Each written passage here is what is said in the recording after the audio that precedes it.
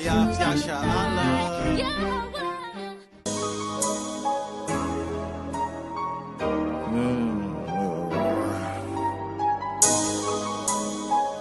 Plantation.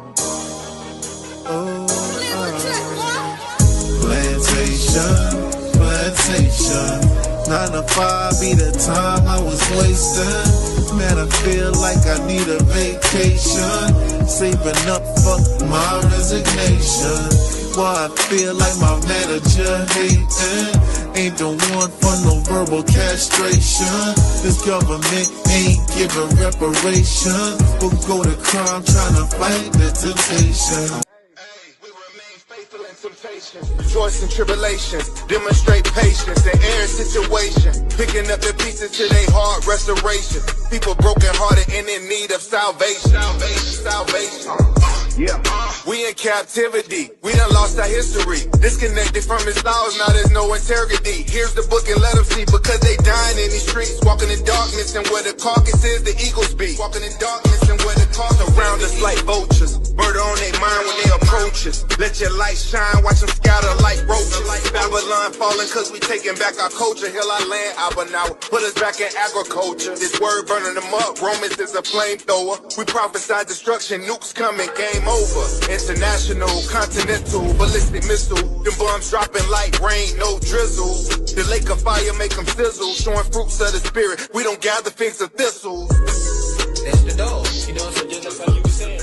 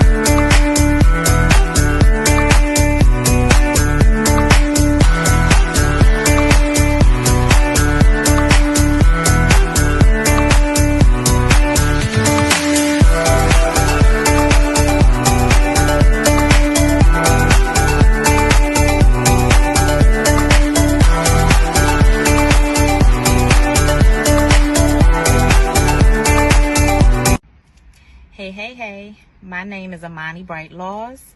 I'm a travel business owner. My business is Always Shine Bright Travel, where we help you discover your next bright destination. I want to talk to you really quickly today about becoming a travel business owner. Listen, if your passion is traveling, if your passion is exploring the world, if your passion is wanting to travel and explore the world, then you should become a travel business owner, okay? I have 2 easy ways to get started. Less than 1 minute, okay? The first way, up here, our website, travelagentworkshop.com. And please use my sponsor ID, Always Shine Bright, okay? The second way is a text code. Text the word workshop to the number 281-767-9711. And again, reference my sponsor ID, Always Shine Bright, okay? Listen. The workshop is free. It's a free 3-day workshop, which gives you all the information on how to get started to become a travel business owner. Okay. Any questions that you have will get answered within that workshop. Okay. So let me meet you on the money making side of travel, where you can turn your passion into your paycheck. Y'all know what time it is. It's your boy Chef D-Nail. Over here, guess who's cooking? Good cooking, good eating, good living. Y'all know how we do it every Sunday about this time, man. We're going to get straight to it. We got the chicken and dumplings, all right? We got the perch fish with the mac and cheese, with the yams, with the 5 cheese toast over here on the Texas side. And, of course, we got the world famous turkey tips, all right? We also got, on this one, we got the greens with the turkey tails, and we got the spaghetti. You already know what time it is, man. Hit the link, 992-4737 is the phone number to place your order every Sunday. All right. And you can hit us up on the Cash App to make payments at Guess Who's Cooking, the number 2. All right. You can hit the www.guesswho'scooking on the World Wide Web. You can catch us on Facebook Marketplace under Guess Who's Cooking. And, of course, on TikTok, man, at Guess Who's Cooking. Come on down. Get your orders.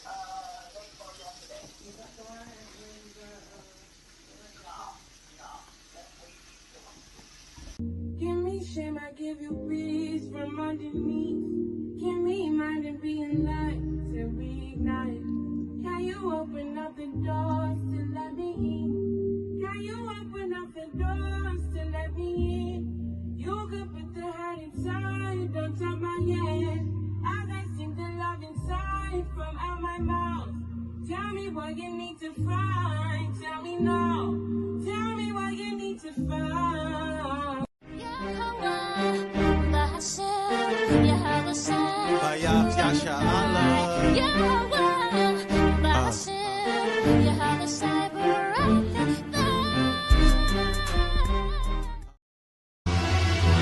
Living, we ride for Yahweh.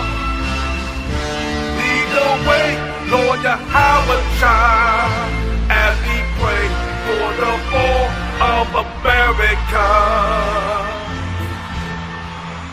Look, psychological warfare and propaganda. False flags they broadcast on news cameras. Cancer in the bone, cell phones cause damage. But I put holes in the street like caterpillar jackhammers. I hate a Masonic fake prophet, so I gotta wave the Glock in your face, won't hesitate to pop it. This whole place demonic, that's why the plague bubonic. I've been hot since Pac and Dr. Dre the chronic. Illuminate the dark, my style state of the art. Like a laser that's razor sharper than taser darts. I don't play, I gotta make my mark. I used to shake the knocks, the plug with the iron and spray starch.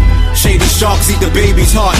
Drink adrenochrome and thirst for first blood. Sylvester Stallone, Toby, runaway slave in Saucony. I ain't your homie, the clown. I put a ring around your Rosie. Ashes to ashes, they fall down below me. No pocket full of posies, I only chop it with OGs. No Alexanders and Ptolemies. Vance and Trump, I put the pump to Pelosi. COVID disease, noses bleed. Choke you with your rosary beads and put your throne under siege. This your takeover. Seagull like Steve. In dark territory, I'ma shine cause sun beams. Truthfully, I'm the illest in truth musically. I'm no Julio Foolio, I sound like Schoolie D. That's why they charge me with treason. Look how I do fake Jews, Hebrews up heathens. Conquering demons, bobbing and weaving. The mark of the beast with Psalms and Ephesians. Keep busting till the locking is screeching. Ark of the Covenant, uncovering government secrets. Better believe it, this the Pledge of Allegiance. You paraplegic, I shattered the Phoenix. Like a spinal cord, I'm back in all black, squeezing the crack semen. Need nothing with caffeine in it. Yeah. HOI, Micah Allah, Gabar Ash, HOI soldiers. The 2/3 going crazy, mentally bugging. The 1/3 waiting for Yahweh Shah's second coming. The world's going topsy-turvy like the diddler. Confused that the bitter is sweet, it's bitter. But the hand of the righteous man is gonna get him. That's Yahweh Shah come to destroy the white man system. You don't know the half or can figure out the math. When Yahweh Shah blow forth the fire from his wrath.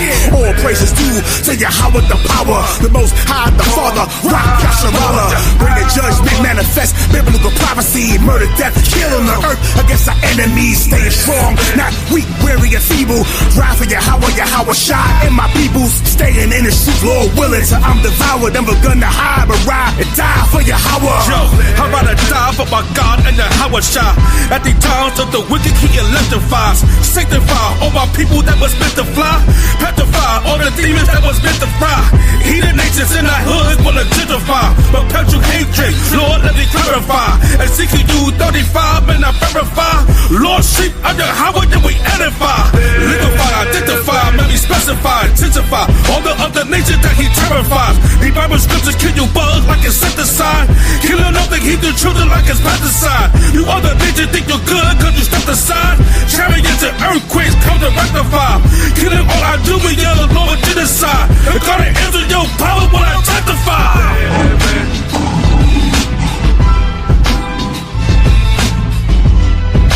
Credentials 15 and 11. All the innocent blood cries. The Lord heard the blood. Now it's time. The judgment is here. The judgment is here. The judgment of Eleanor Bufford. The judgment of Michael. The judgment of all the brothers that suffered. Emmett Till is here now. You ain't gonna escape the judgment of the Lord. God is bringing it.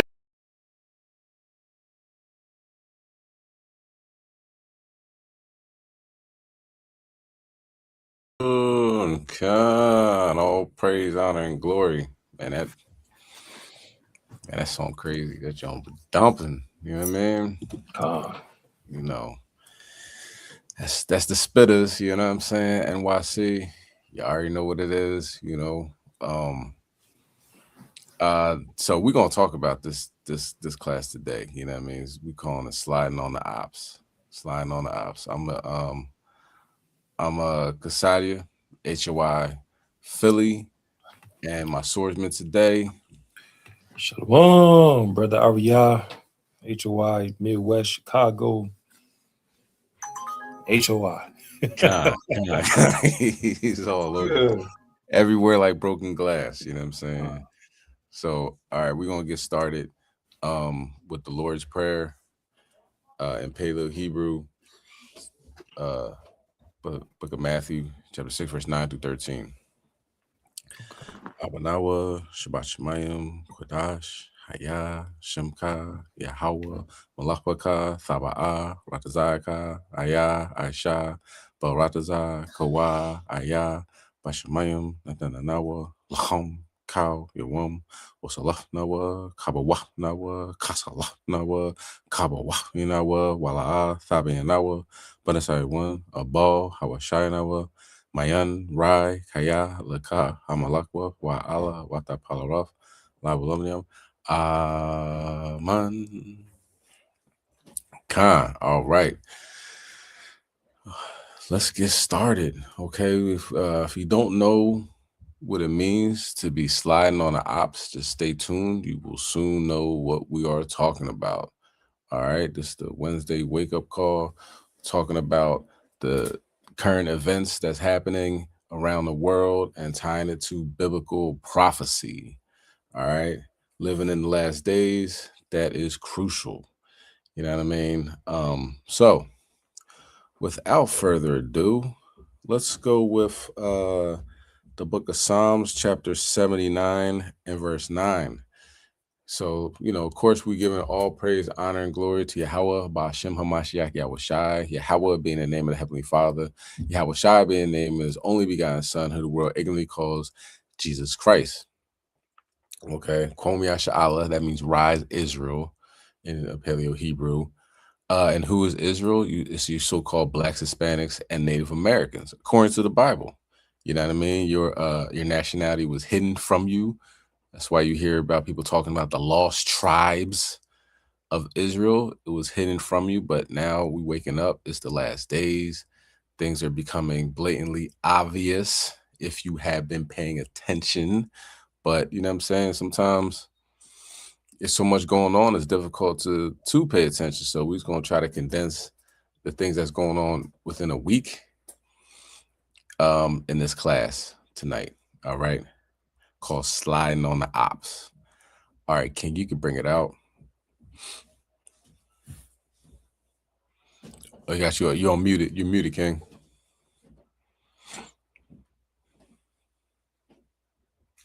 Shalom, can you hear me now? Khan, you there? Okay, Khan. It's the book of Psalms, chapter 79 and verse number 9. Help us, O God of our salvation, for the glory of thy name, and deliver us and purge away our sins for thy name's sake. Khan, read on. Khan. Wherefore should the heathen say, where is their God? Let him be known among the heathen in our sight by the revenging of the blood of thy servants, which is shed. Khan, they proud, man. These dudes are real proud. Like, okay, where's your God? You know, we're gonna do something. You gonna do something to us? You know what I mean? So people, a lot of unlearned people that don't read the scriptures are like, why would God do this? Why would God do that? It's a significant portion of the Bible of us asking the Most High for help and him delivering that help from us, you know what I mean, that help towards us. You know, one of our most important feast days being Passover is the Most High destroying ancient Egypt and eliminating their firstborn children, cattle, all that. You know what I mean? So unfortunately, Christianity has left its mark on the world, and you know, unless you're reading it for yourself, then you might miss. You're probably going to miss a whole lot that's in the Bible. You know what I mean? Go ahead. Can you read next verse? God. Verse number 11.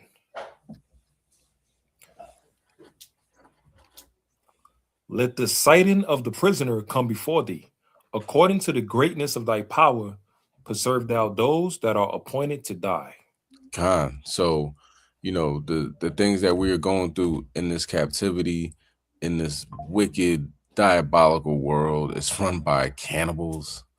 Thus save the Epstein files. You know what I'm saying? It's not thus save Chassadyah, thus save HOI. It's thus save the Epstein files. The Epstein files are an important factor in these last days to let you know that the people you stand in line to vote for eat children, abuse children, are bloodthirsty, murderous, demonic type of people. You know what I'm saying? So, you know, we being in that captive under these type of people, through taxes, through literally in prison, through all these unjust laws and you know what I mean, racist doctrine, you know what I'm saying, redlining still going on, you know, and hiding the truth, hiding information, you know what I'm saying. Now they got shadow banning, like, so they'll have you on an island by yourself, you know what I'm saying, like, and take you off of the whole internet and stuff like that, you know what I mean, if they don't like what you're saying. And they moving towards, you know, really just tightening up the financial system. You know what I mean? So however you look at it, the most evil people on the face of the planet you can imagine are running the show. So we want the you know, the anguish that we going through, we want the Most High to see that and, you know, make moves towards getting us out of this thing. You know what I mean? Can you read verse 12? Khan, verse number 12. And render unto our neighbors sevenfold into their bosom their reproach, wherewith they have reproached thee, O Lord.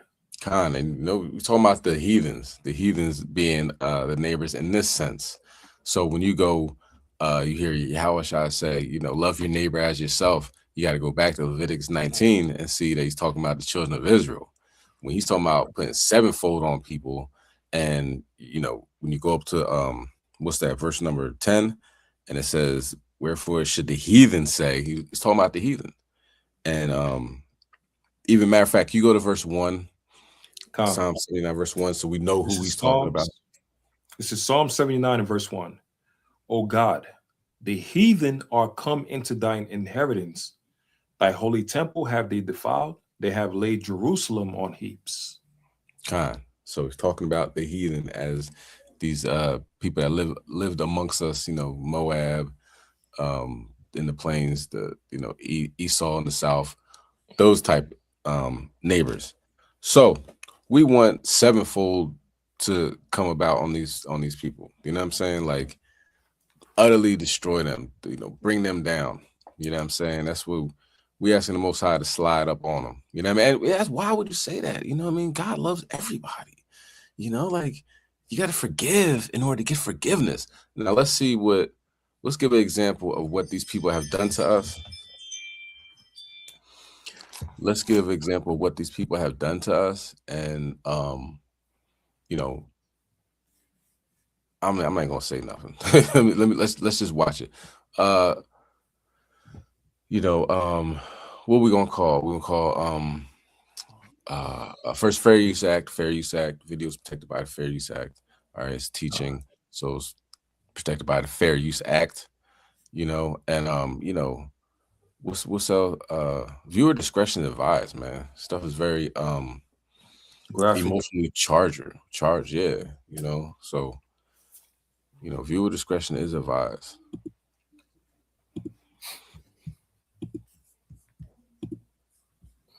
You know what used me? I was used. How did you make your money? Being tested, being a human guinea pig. They cut my back, cut some pieces out, layers of skin. I was on the LSD test. They had a test back then where they were burning guys like radiation. Yeah. I had took the toothpaste test in the mid-60s at a very early age. I lost all of my teeth by the time I was 23 years old. We've seen Holmesburg becoming a house of horror, and we've seen the doctors becoming Frankensteins. They had bandages on them, on their arms and their backs and their chests. Right away, it gave me a chill. The ominous walls of Philadelphia's Holmesburg prison. Experiments on prison inmates in Pennsylvania. It really was the Kmart of human experimentation. Living conditions was bad. Hundreds of former inmates who, for pay, had agreed to participate in medical tests. Caged guinea pigs, now suffering the health consequences years, even decades later. Horrendous experiments, surgical procedures that were really horrific. Funding from major pharmaceutical companies. The evidence is incontrovertible. We're living proof that it happened. And what went on there was nearly forgotten. Why were these records destroyed?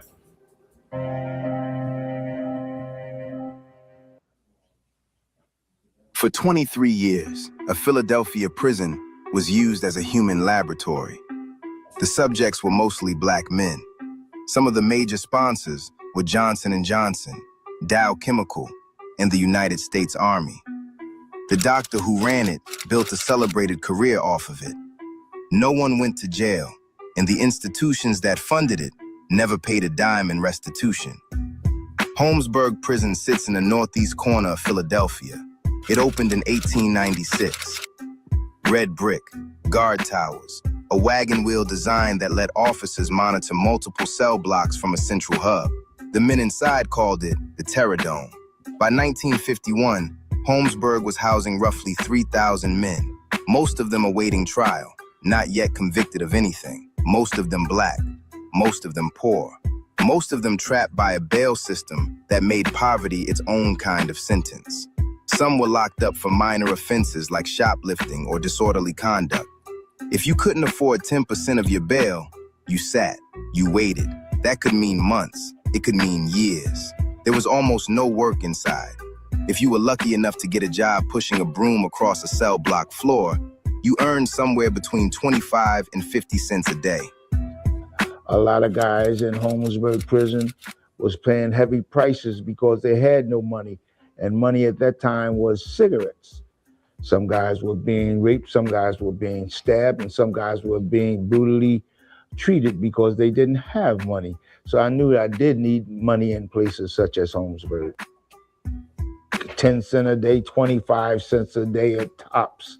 And the experiments paid, the less they would pay is like $1 for some tests, and some experiments that went on paid other things.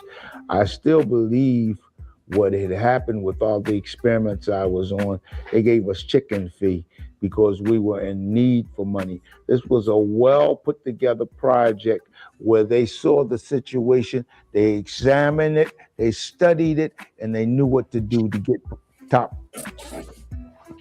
performance from all of us. So I think what they did was they played us, and they played us well. In 1951, a University of Pennsylvania dermatologist named Albert Kligman walked into Holmesburg prison for the first time. He was there to examine an outbreak of athlete's foot among the inmates. Routine on paper. But when Kligman walked through those cell blocks and looked at the men, hundreds of them, idle, pinned in, what he later described seeing was not a population of human beings in distress. He said, "All I saw before me were acres of skin. It was like a farmer seeing a fertile field for the first time." That quote has followed Kligman through history, and it should. because it tells you exactly how he saw those men. Not as patients or even people, but as raw material. Kligman was 35 years old. He had a botany degree, a medical degree, an ambition to burn. And he had just found what he considered the perfect laboratory: captive, controlled, and cheap. Keep in mind, this is Amalek. All right, Kligman is Amalek. What started as a single visit became a 23-year program. Kligman established a formal research operation inside Holmesburg, backed by the University of Pennsylvania and funded, generously funded, by outside sponsors. 33 of them. The men who participated weren't doing it out of curiosity or civic duty. They were doing it because it was the only real money available to them. A standard prison job paid 25 to 50 cents a day. Experiments paid anywhere from $1 to $2 a day, and significantly more for completing specific tests. In a system where that money could meet your bail and get you home, that math was designed to make refusal feel impossible. Inmates participated not because they were patriotic, not because they wanted to advance science. They were interested in gaining some money. These men were desperate, and they were all interested in having money, just as you are on the street. The research covered an enormous range. On the surface, some of it sounded mundane: testing shampoos, cosmetics, skin creams, perfumes, products that would end up on store shelves, but that was only the surface. Kligman and the doctors working under him also exposed men to herpes, to staph bacteria, to skin-blistering chemicals, to radioactive isotopes, to dioxins, carcinogenic compounds later associated with Agent Orange, to psychoactive and hallucinogenic drugs at the request of the U.S. Army. Men had patches applied to their skin, left for days, sometimes longer. They were injected with substances they were never told the names of. When Alan Hornblum, a literacy educator who worked in the Philadelphia prison system starting in 1971, first noticed the inmates, he described seeing scores of men whose arms, chests, shoulders, and backs were covered in medical tape and bandages. This is where the experiments were generally performed. They had bandages on them, on their arms and their backs and their chests. Right away, it gave me a chill. Holmesburg was the Kmart of human research in post-war America. Anything that anybody wanted done on a human could be accomplished there. The doctors who ran the program, from what I've gathered, never said no to anyone, whether it was Dow Chemical or R.J. Reynolds or whether it was the CIA. If they wanted things tested on humans, it could be attained there. Dr. Kligman was an entrepreneur as much as he was a physician, and he was interested in, because of his own curiosity, of building a panoply of products and associations, and he was able to accomplish all of that during the 50s and 60s. The U.S. Army contracts deserve their own moment because they represent the most severe end of what happened at Holmesburg. The Army commissioned Kligman specifically to test hallucinogenic and psychotropic drugs on inmates. This wasn't cosmetic research. This was the federal government, in the middle of the Cold War, using incarcerated black men as test subjects for chemical and psychological agents. The kind of experiments that, when the Nazis did them, we called war crimes at Nuremberg.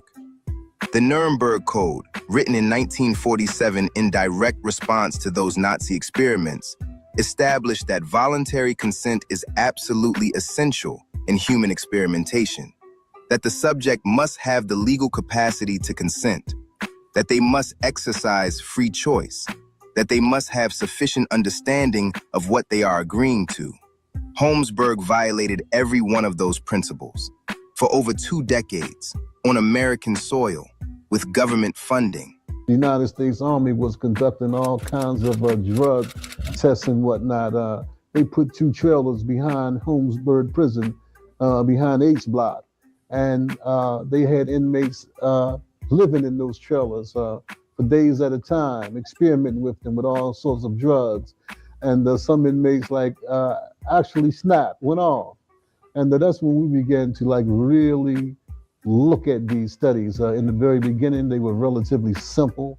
They were like mild lotion studies and, things of that sort, things that wasn't life-threatening. And then it went on to become more inhumane and more barbaric. So what happened was, out of concern, we just started talking about it was time for them to, go back to what it was or either stop it. The Army experimentation study was a harsh story to tell because these guys took you into a trailer that sat in back of the prison and they gave you a drug. At that particular time, I had no dealings with narcotics at all. And I do remember that they gave me something that I didn't know where I was. In fact, the group had found me in the yard looking up at the sky, not knowing where I was. When they gave me this drug that they gave me, it took effect to me, and I began to do other things that I would normally do, such as stick-ups and other things. And later, I became addicted to drugs, and I believe it had a lot to do with what they had given me. The drug was really something because I had a different, my fuse began to be short. I had a short fuse where before I had good tolerance, but the drug now had me on a short fuse thing. I became violent in some cases. I believe it was due to the experiments. In 1967, 16 years into the program, Albert Kligman patented Retin A. The medication, developed through his prison research, was licensed to Johnson & Johnson and began selling in 1971. When researchers later discovered it worked as an anti-aging treatment, it became even more valuable. The royalty disputes between Kligman and the University of Pennsylvania alone stretched into years of litigation. Two powerful institutions fighting over who got to profit from research conducted on men who saw none of it. The financial rewards were enormous. The professional rewards were enormous. Kligman became a celebrated figure in American dermatology. He spent over 50 years on Penn's faculty. He received Lifetime Achievement Awards. His name was attached to research that shaped an entire industry. While Kligman and Johnson & Johnson made millions, the men whose skin made all of that possible were making pocket change, $1 or $2 a day to be human guinea pigs. Many of them carried the physical effects for the rest of their lives: scarring, chronic conditions, health complications they couldn't always trace back to what had been done to them because they were never fully told what that was. This wasn't a secret operation buried in classified files. It was an open program known to prison administrators, to university leadership, to the companies writing the checks. They were published papers. Kligman presented findings at conferences. The research ran in plain sight. What protected it was a combination of institutional power, racism, and the simple fact that incarcerated people, especially incarcerated Black people, were considered by most of the relevant decision makers to be outside the circle of concern. When Hornblum started asking questions in the 1970s, he was met with denial and institutional resistance. The University of Pennsylvania, one of the most powerful employers in the city of Philadelphia, was not eager to own its role. Corporate sponsors were not eager to revisit the sourcing of their research. The city was not eager to examine what it had allowed inside its own jail. Leotis Jones filed a lawsuit in 1984. The city of Philadelphia paid out a single $40,000 settlement to one survivor. Penn, Johnson & Johnson, Dow Chemical, and the U.S. Army, the institutions that actually funded the experiments, never paid a dime. Hornblum published Acres of Skin in 1998. It got attention. Kligman faced no charges.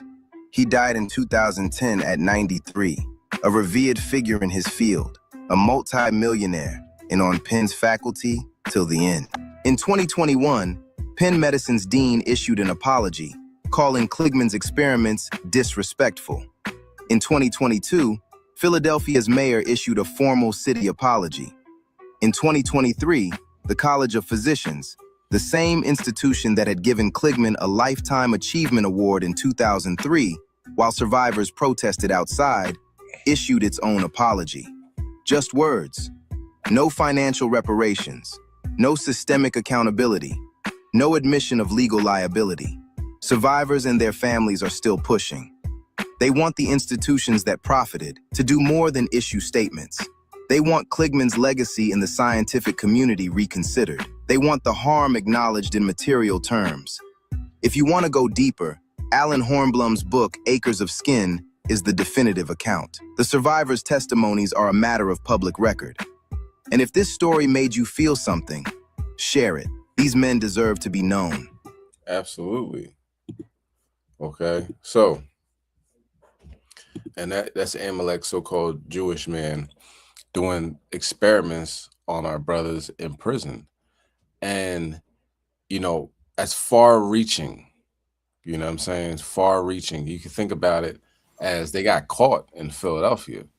You look at, you know, going down to Atlanta at 5 points. How many of our brothers are bugged out down there?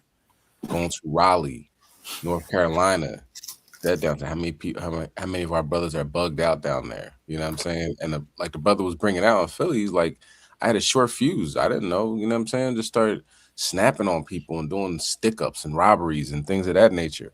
So, you know, when they say, oh, just the lotions and stuff like that, but, you know, the CIA putting in the Pentagon, you know, using LSD experiments, you know what I mean? That's MK Ultra, you know what I mean? So you never know what brothers, these are my old heads, you know what I'm saying? You never know what brothers had to go through when they're locked up in this white man's prison system, you know what I'm saying? And come to find out, brothers are being experimented on. So the Lord got something for these people that they have no idea. They have no idea what's in store. It's like I was getting some feedback. All right. We set up. Let's get some feedback. I was hearing some double talk or whatever you want to call it. Let's go to Isaiah 61, verse 1. Because the Most High God has something in store for them. A formal apology. After he's dead, you know what I mean? After he's been on the payroll, you've been giving him checks for 50 years. After he got a Lifetime Achievement Award, you know what I mean? After all these allocates and, you know, probably got buildings named after him and everything like that. Now it's like, oh, yeah, you know, he was experimenting on you. My bad. Sorry. You know what I'm saying? But, you know, all right, how about some reparations? How about some, you know, some real acknowledgement? This, that, and the third. Now, we good. We did say sorry, though. You know, and that's Esau's thing, man. He does whatever he wants to do. And then when things get, you know, back against the wall, so to speak, you know, if people are paying attention and say, oh, sorry, you know, hey, at least I apologize. And sometimes they don't even do that. But anything other than that, it's not going to happen. So, of course, we call on the name of Yahweh Shem Yahushua to destroy these people. You know what I mean? Make it public. Go ahead, King. You can bring it out. It's the book of Isaiah, chapter 61, and verse number 1. The Spirit of the Lord God is upon me, because Yahweh have anointed me to preach good tidings unto the meek. He has sent me to bind up the brokenhearted, to proclaim liberty to the captives, and the opening of the prison to them that are bound. So the people that have been destroyed, have been, you know, taken advantage of throughout history. You know what I'm saying? These are the people that the Most High is sending his son back for. It ain't for everybody. You know what I mean? Let's get Amos 9 and 8 on deck. We're going to watch this video. Now, the thing that they're talking about is apparently pastors all went into this room, Airbnb facility, I don't know, right? And they had government agencies with them and said, get ready because we're going to release things on so-called UFOs that could really mess up, you know, people's perception on the Bible and God. You know what I'm saying? So now, without further ado, like one after another, each one of these pastors are coming out saying they're not angels, they're demons. They're not angels, they're demons. Now, I'll give Esau a little bit of credit. Yes, they're going to be treating you as if they're demons. You know what I'm saying? You're going to get that demonic side to you know, those dark angels around you. You know what I mean? You're going to get evil angels around you. So yeah, you call them whatever you want to call them, but they're going to be plaguing you and disrupting your everyday life from now until the time your HOI comes back. And there's virtually nothing you can do about it. So we're going to watch this video of an admiral in the U.S. Army, 30 years, that he said, you know, he was pretty spot on with it. You know what I'm saying? Like, you know, we're being watched. You know what I'm saying? And it's really you know, we're powerless to fight them. Okay, so let's give him his words. His words, not mine. But if they want to, you know, do experiments on people, then guess who's going to get experimented on next? You. As mystery over the UFOs continues to be a talking point in America, a retired American admiral has now stirred a hornet's nest with his fresh claims on aliens. In an interview with the media portal, Tim Gallaudet, who served 32 years in American Navy, claimed that aliens do exist. He said, and I'm quoting him here, "We are being visited and surveilled by a higher order of intelligence, one we do not understand." According to him, the phenomena was seen in air as well as water, maintaining that humans are not alone in this universe. He stressed that Americans have the right to know about this new reality. In the past, he has also testified before the U.S. Congress regarding these claims. Now remember, U.S. President Donald Trump announced that his administration would release as much information as possible on UFOs in the near future.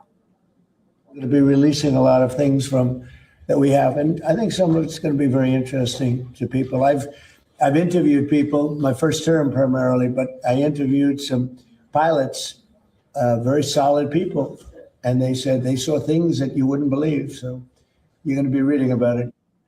In the last few months, speculation has been rising about those linked to UFO research and those seeking disclosure on aliens. For instance, the sudden death of UFO investigator David Wilcock, allegedly by suicide, sparked a controversy last week. Serving as a director of Chassadyah aerospace firm, Wilcock was a major figure in the disclosure movement, which believes that the U.S. government must reveal secret information which it allegedly holds about UFOs and life beyond Earth. And this is not all.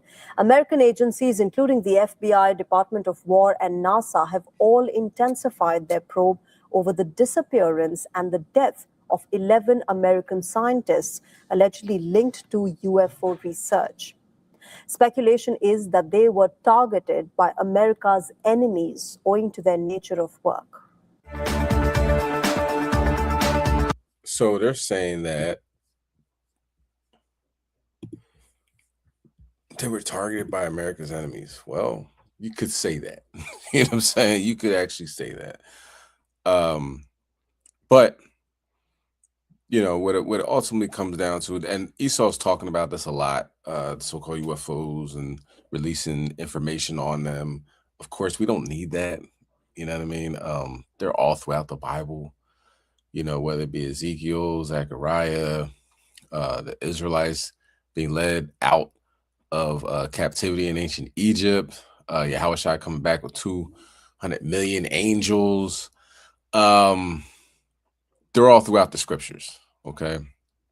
But whatever they're going to release, you know what I'm saying? If it deviates at all from what you already learned in the Bible, then of course you can just refute that and, you know, pass it, throw it away. You know what I mean? But what they're doing is going to, you know, open up some people's eyes to want to go further and check out more what it is. You know, this might be the time for their Project Blue Beam. You know what I mean? I was very vocal about that, and like, you know, all right, yeah, they could do it. What's going, you know, but I would like to see how they would make this work. You know what I'm saying? Like, how are they going to make this seem a reality to people that are just looking like, I got bills to pay. You know what I'm saying? Like, my gas is $5 a gallon. I don't really care about what these fake aliens are talking about. But we'll see. If they do release the reports and videos, then that'll open up a whole, a whole group of people that probably never even really looked into the subject. And that'll be a time for them to realize that it's all throughout the Bible. You know what I mean? But we'll see. Let's bring that out, King. Amos chapter 9, verse 8. Con. It's the book of Amos, chapter 9, and verse number 8.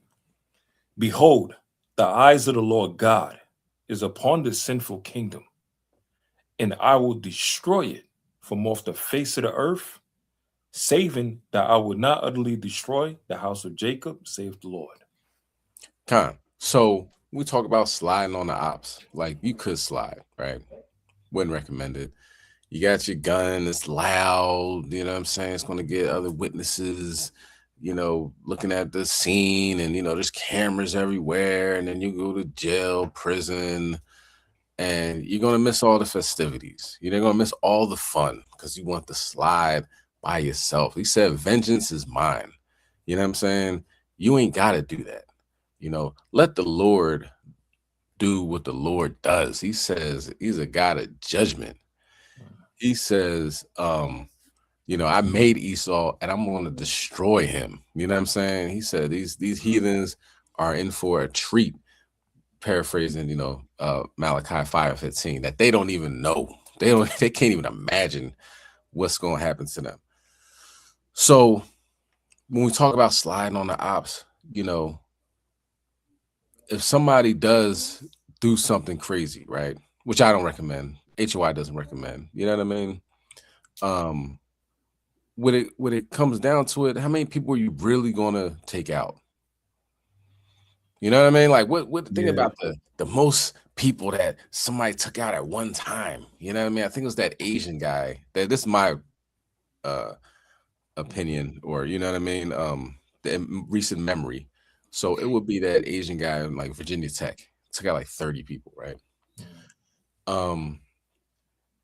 That is nothing compared with Yahweh Shai does. He will have an earthquake of a large magnitude occur, and it be thousands taken out of here. You know what I'm saying? And then along with a tsunami, and it's more thousands, and then homes destroyed, and then and then the after effects. The first of all, it was an 8.8 magnitude earthquake, right? Boom, tsunami came in, but then the survivors, there's no food. They try to get help to them.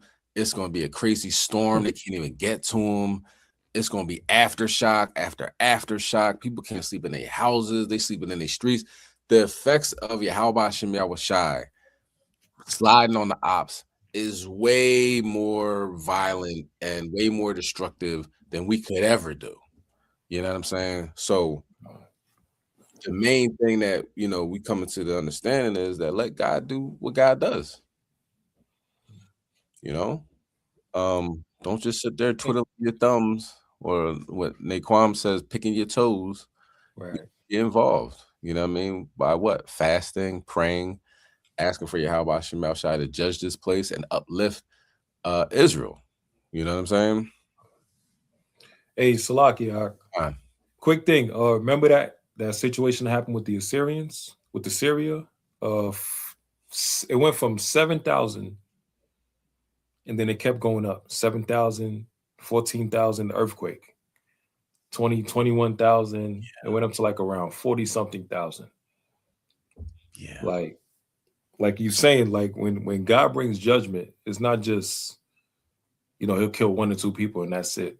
Everything is like kill multiple birds with one stone. Right? What you had, like the Lord said in Zephaniah 3, he said, basically, to be patient and wait upon me until I gather the heathens. Right? For that persecution, till I gather the heathens so I could bring and pour out my righteous indignation on them. Like he's saying, be patient and wait till he line all the enemies up that we have. You know what I'm saying? It's not just you hate one heathen and one Edomite and you hate them all, but let me just get one and I'm good. Nah, the Lord, like, bro, idiot. He's a man of war. He's a God of war. So with war, it comes to strategy. You got to be patient. You got to know certain baits to put out there. You got to understand the enemy so you can try to gather them up like a trap. And then you can get them all in one go. To where they're crippled. They can't fight back. They traumatized. Like even the plagues. The 10 plagues was basically the Lord crippling Egypt systematically. Finances, the diseases, the food that they had, the famine, the frogs, the water. They was crippled on every angle, every side. The 3 days of darkness is a buildup, right? So even like you said with the video with the angels, yeah, of course Esau know. There was an interview I seen last year about an Edomite. And you can tell you watch a lot of Israelite videos because he said the specific timeline. He said from the Babylonians, they was ruling for a bit, and then they got a bit proud, and then they seen something they had never seen before, and then the kingdom fell down. The Median Persians Empire, they was ruling for a bit, and then they got proud, and then a creature showed up to them they had never seen before, and then they fell down. So on and so forth, to the Greeks, to the Roman empires. And the guy was talking about the chariots. He's talking about the angels. He said every time a society is about to crumble, a world empire, superpower is about to crumble, creatures from out of nowhere will show up that mankind never seen in their life. And you thinking they just showed up one day. No, they've been here the whole time. They've been watching us the whole time. And now when it's time for a transition of power or for a mighty powerful kingdom to come down and for new rulership, they always show up before that happens. So if the Edomite know that, like, and they talking about the chariots, like we in good hands, man. Yeah. And Esau gonna pay for all those experiments, the prisons and all of that stuff. He gonna pay for every single one of those. Because the Lord got angels for all his people. They always watching and taking notes, witnesses. So even though the Edomite might not see it, but these are angels of the Lord that's protecting his people. And also taking notes and watching as well, too. So he gonna pay for everything. Yeah. Khan, excellent point, King. Yes. And they're seeing, meteors. We talked about this before, meteors falling out the sky, quote unquote meteors, and then coming down, stopping and doing flips, doing tumbles, and flying off. So everything that you see that you would think is a meteor isn't a meteor. You know what I mean? So we're going to talk about some examples of how Yahweh Shem Yahushai is sliding on the Opps, and there's nothing that we can do more than what he's doing. That's the or I was bringing out the patience. You know what I'm saying? Patience of seeing this thing unravel, unfold. We get to see Pharaoh's heart get hardened in real time. We are in the modern day Egypt, and we're seeing Pharaoh's heart get hardened in real time. He says, all right, we're going to go into Iran 2-3 days. Iran came out swinging. You know what I'm saying? It's like getting into a fight and you realize the person that you was trying to fight and take their chain or something like that can fight back. Right. And he's just boom, boom, boom, knocking your teeth out. You know what I'm saying? You're like, damn, all right, ceasefire. Let me chill. All right, let me think. What am I gonna do? All right, I'm gonna let you keep your chain this time. You know what I'm saying? America is on a global scale is looking real weak. You know what I mean? The German prime minister, I believe, came out and was like, yo, America's getting embarrassed in front of everybody. You know what I'm saying? And then like 5 minutes later, Trump tweets out, we're gonna take our troops out of Germany. You know what I'm saying? Like you're like a little kid. You know what I'm saying? Because it's something that's solely obvious to everybody. You thought Iran was sweet. So they throwing these high-tech missiles that you didn't know that they had because your intelligence was garbage, obviously. They're not buying Lockheed Martin technology or Boeing technology. They make their own. You know what I'm saying? Like America builds up other countries because they're like, oh, we're going to sanction you. They're like, all right, we'll do it ourselves then. And that's something that we can learn from, that we should be learning from, that you know, you start to see famines coming and, you know, prices rising and stuff. Like, man, let me just start, you know, I'm gonna plant some seedlings and, you know what I mean, and make my own food because America's collapsing right in front of your face. And he's so proud. He's saying, all right, we're probably gonna go back and give a limited strike. How you limited strike getting beat up? You know, you're gonna throw another punch and then watch him get you with a 4-piece, knock all the rest of your teeth out, and gas continues to go up. You know what I mean? All because the president of the United States is a blatant pedophile that's in the Epstein files, that was best friends with a human trafficker for over a decade, and now he started a war. So like Ari was bringing out with how the Most High is moving like a master chess player. Like, I'm gonna put this supposed to be tough alpha male of the United States, and we're gonna bomb them back to the Stone Age, and then we're gonna release the Epstein files, and then boom, they actually released half of the Epstein files. The other half didn't even get released, so you can imagine how bad it is. They released half of it, and this nigga's he's all in there. It's like, hold up, you did what with a 13-year-old? Like, what the fuck? He's the main character. Yeah, they said it's not the Epstein files, it's the Trump Epstein files. These are the Trump files that Epstein happened to be in. So, right. the Featuring most Epstein. this man on the top in front of everybody with his finger on the button, and he's like, I can't let everybody know what a pervert I am. Let me start this war. You know what I'm saying? So the Most High is the mastermind, man. Okay, Hey, Slidin, you know what's crazy if you think about it? Because a president's supposed to represent being the best of their people, right? The best of their nation, the highest level of quality of their people, the best of the nation's stock and everything, right? Trump is the perfect guy for America. Like, he truly embodies and represents America and America's true nature. Yes. Where pride, boastful, don't take accountability, want to bully everybody, want to snatch everybody resources, want to take down people's history, don't want to give nobody no acknowledgement, right? Then also the sodomy stuff, the pedophilia stuff, dealing with little girls, the way he been touching his daughter, right? The system, how he exposed the system with the taxes and all of that stuff. Like, he's the perfect American president because he represents the nature of Esau. Like, he don't give a damn. He creates the rules, he'll break them. Now, we know he got leaders over him. We know that.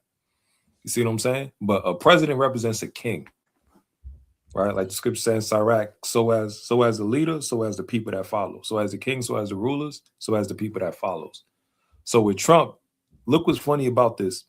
They talking about the Epstein file, but his name is shown more throughout the files within the 3 million pages. So now they're talking more about Trump. He's the president of America. So it's like all the sins of America is being put on his ass. God. Like, he represents all the wickedness of America. You know? And he can't run. Bankrupt so many times. And he's doing the same thing he's been doing his whole life. Bankrupting the country, like he been bankrupting businesses, firing everybody. The Lord is using him for so many things in his code, man. You know? So we're living in a beautiful time to see this and witness it, man. So I yield. Con. Speaking of the fraud, I seen a video. It was this trucker. I don't know. He's in his truck or whatever. And he was like, you know what? I didn't get my phone. So apparently Trump is selling phones, right? So he had to put $100 deposit to get a phone, and like 60,000 people or something put the $100 deposit last year. And they're like, okay, it should be coming out by September 2025. And then they say November. He's breaking it down. And then they said December. And then they said you gotta wait till March. Well, damn it, it's past March, and it's now May. And they added up, and he got him for like 60 million or something. Yeah, I believe that. Yeah. So now they changed the fine print on the website. That's like, this was I can't think of the word. It was more like, you know, we was gonna find out whether people wanted phones or not. You know what I mean? This wasn't like a census or something. Yeah. It had nothing to do with buying a phone. This was to see that, you know, we had to test it out. You know what I'm saying? So he just robbed everybody. This dude is a thief.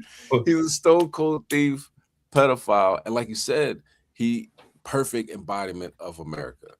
And the reason why now some people love him because he tells those niggers like they are, with that they're niggers with the hard R. You know what I mean? He has those dudes, but then on the opposite side, the so-called Democrat liberals or whatever, they don't like him because he exposes them. You know what I'm saying? It's like you got finished saying, "Oh, this is a post-racial America. Pull yourself up by your bootstraps. You can do anything. There's nobody holding you back." And then you got a guy that's like, "Yeah, I'm definitely holding you back. like I'm making laws to prevent you from getting jobs and stuff. We got to get this DEI out of here." And you know what I mean? Like you said, take down our history and all that.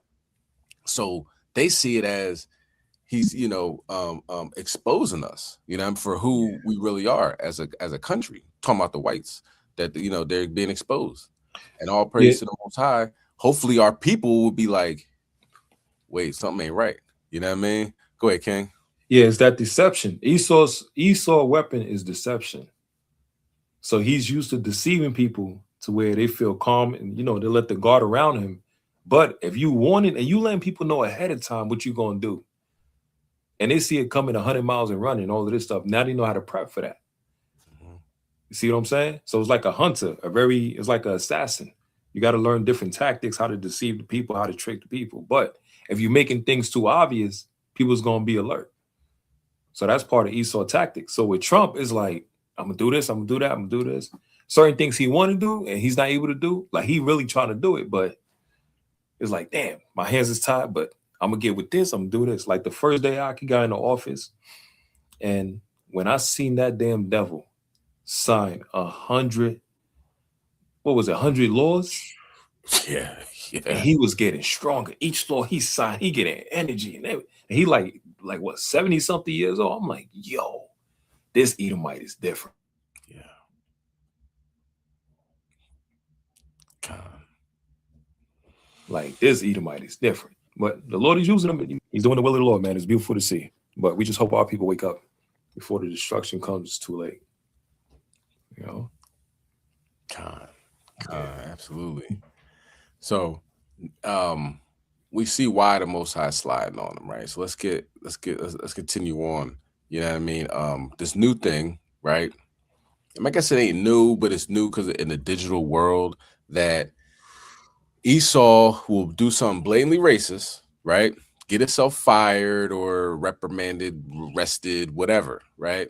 And then they come out and say, "Oh my God, these people are attacking me. I need a GoFundMe," or you know what I mean? And my family has been through so much, and da-da-da. Like, hold up, you started it though. You know what I'm saying? Like, and the brother's gonna bring it out. Like they'll start it, call somebody nigga, this, that, and the third, and then the internet will do its job and say, "Oh, this person works for such and such." You know what I'm saying? And then they get fired, and then they go on GoFundMe. And they get like $1 million because everybody else is racist. And they're like, "Oh man, I wish I could call one of them niggers without getting beat up." And I feel sorry for them. You know what I mean? So that just lets you know how blatantly racist America still is and hasn't changed. But now it took to a digital age. So now you got this guy, Chud the Builder, that's going around downtown somewhere in Tennessee, calling people niggas, and he has a gun on him and he has bear mace. You know what I'm saying? He hasn't entered Memphis yet. You know what I'm saying? He didn't go into Memphis with the 3-6 Mafia and Yo Gotti and them and start that up because he'll get chopped down. But let's check out the next one. Let's get Obadiah 1 and 6. You know what I mean? Because now we seeing how they operate. You know what I mean? We see their tactics, the way they're moving. You know what I mean? They move wrong. You know what I'm saying? We move in accordance. We're supposed to move in accordance with Yahweh Shem Shai. They move in accordance with Satan. So when we see how they move, boom, we're going to expose it. Can you bring it out? It's the book of Obadiah, chapter 1 and verse number 6. How are the things of Esau searched out? How are his hidden things sought up? Okay, so all praise to the Most High. We get to see and what he's trying to do. You know what I mean? He thinks it's free speech. He just wants to disrespect because they can't help it, man. We live rent free in their head, like, you know what I'm saying? Like, they are weird. We are God's chosen people, so they try and see how, you know, they can be more like us, but at the same time, they love to hate. So let's check out this next video, and the bull is like a Fruit Loop too.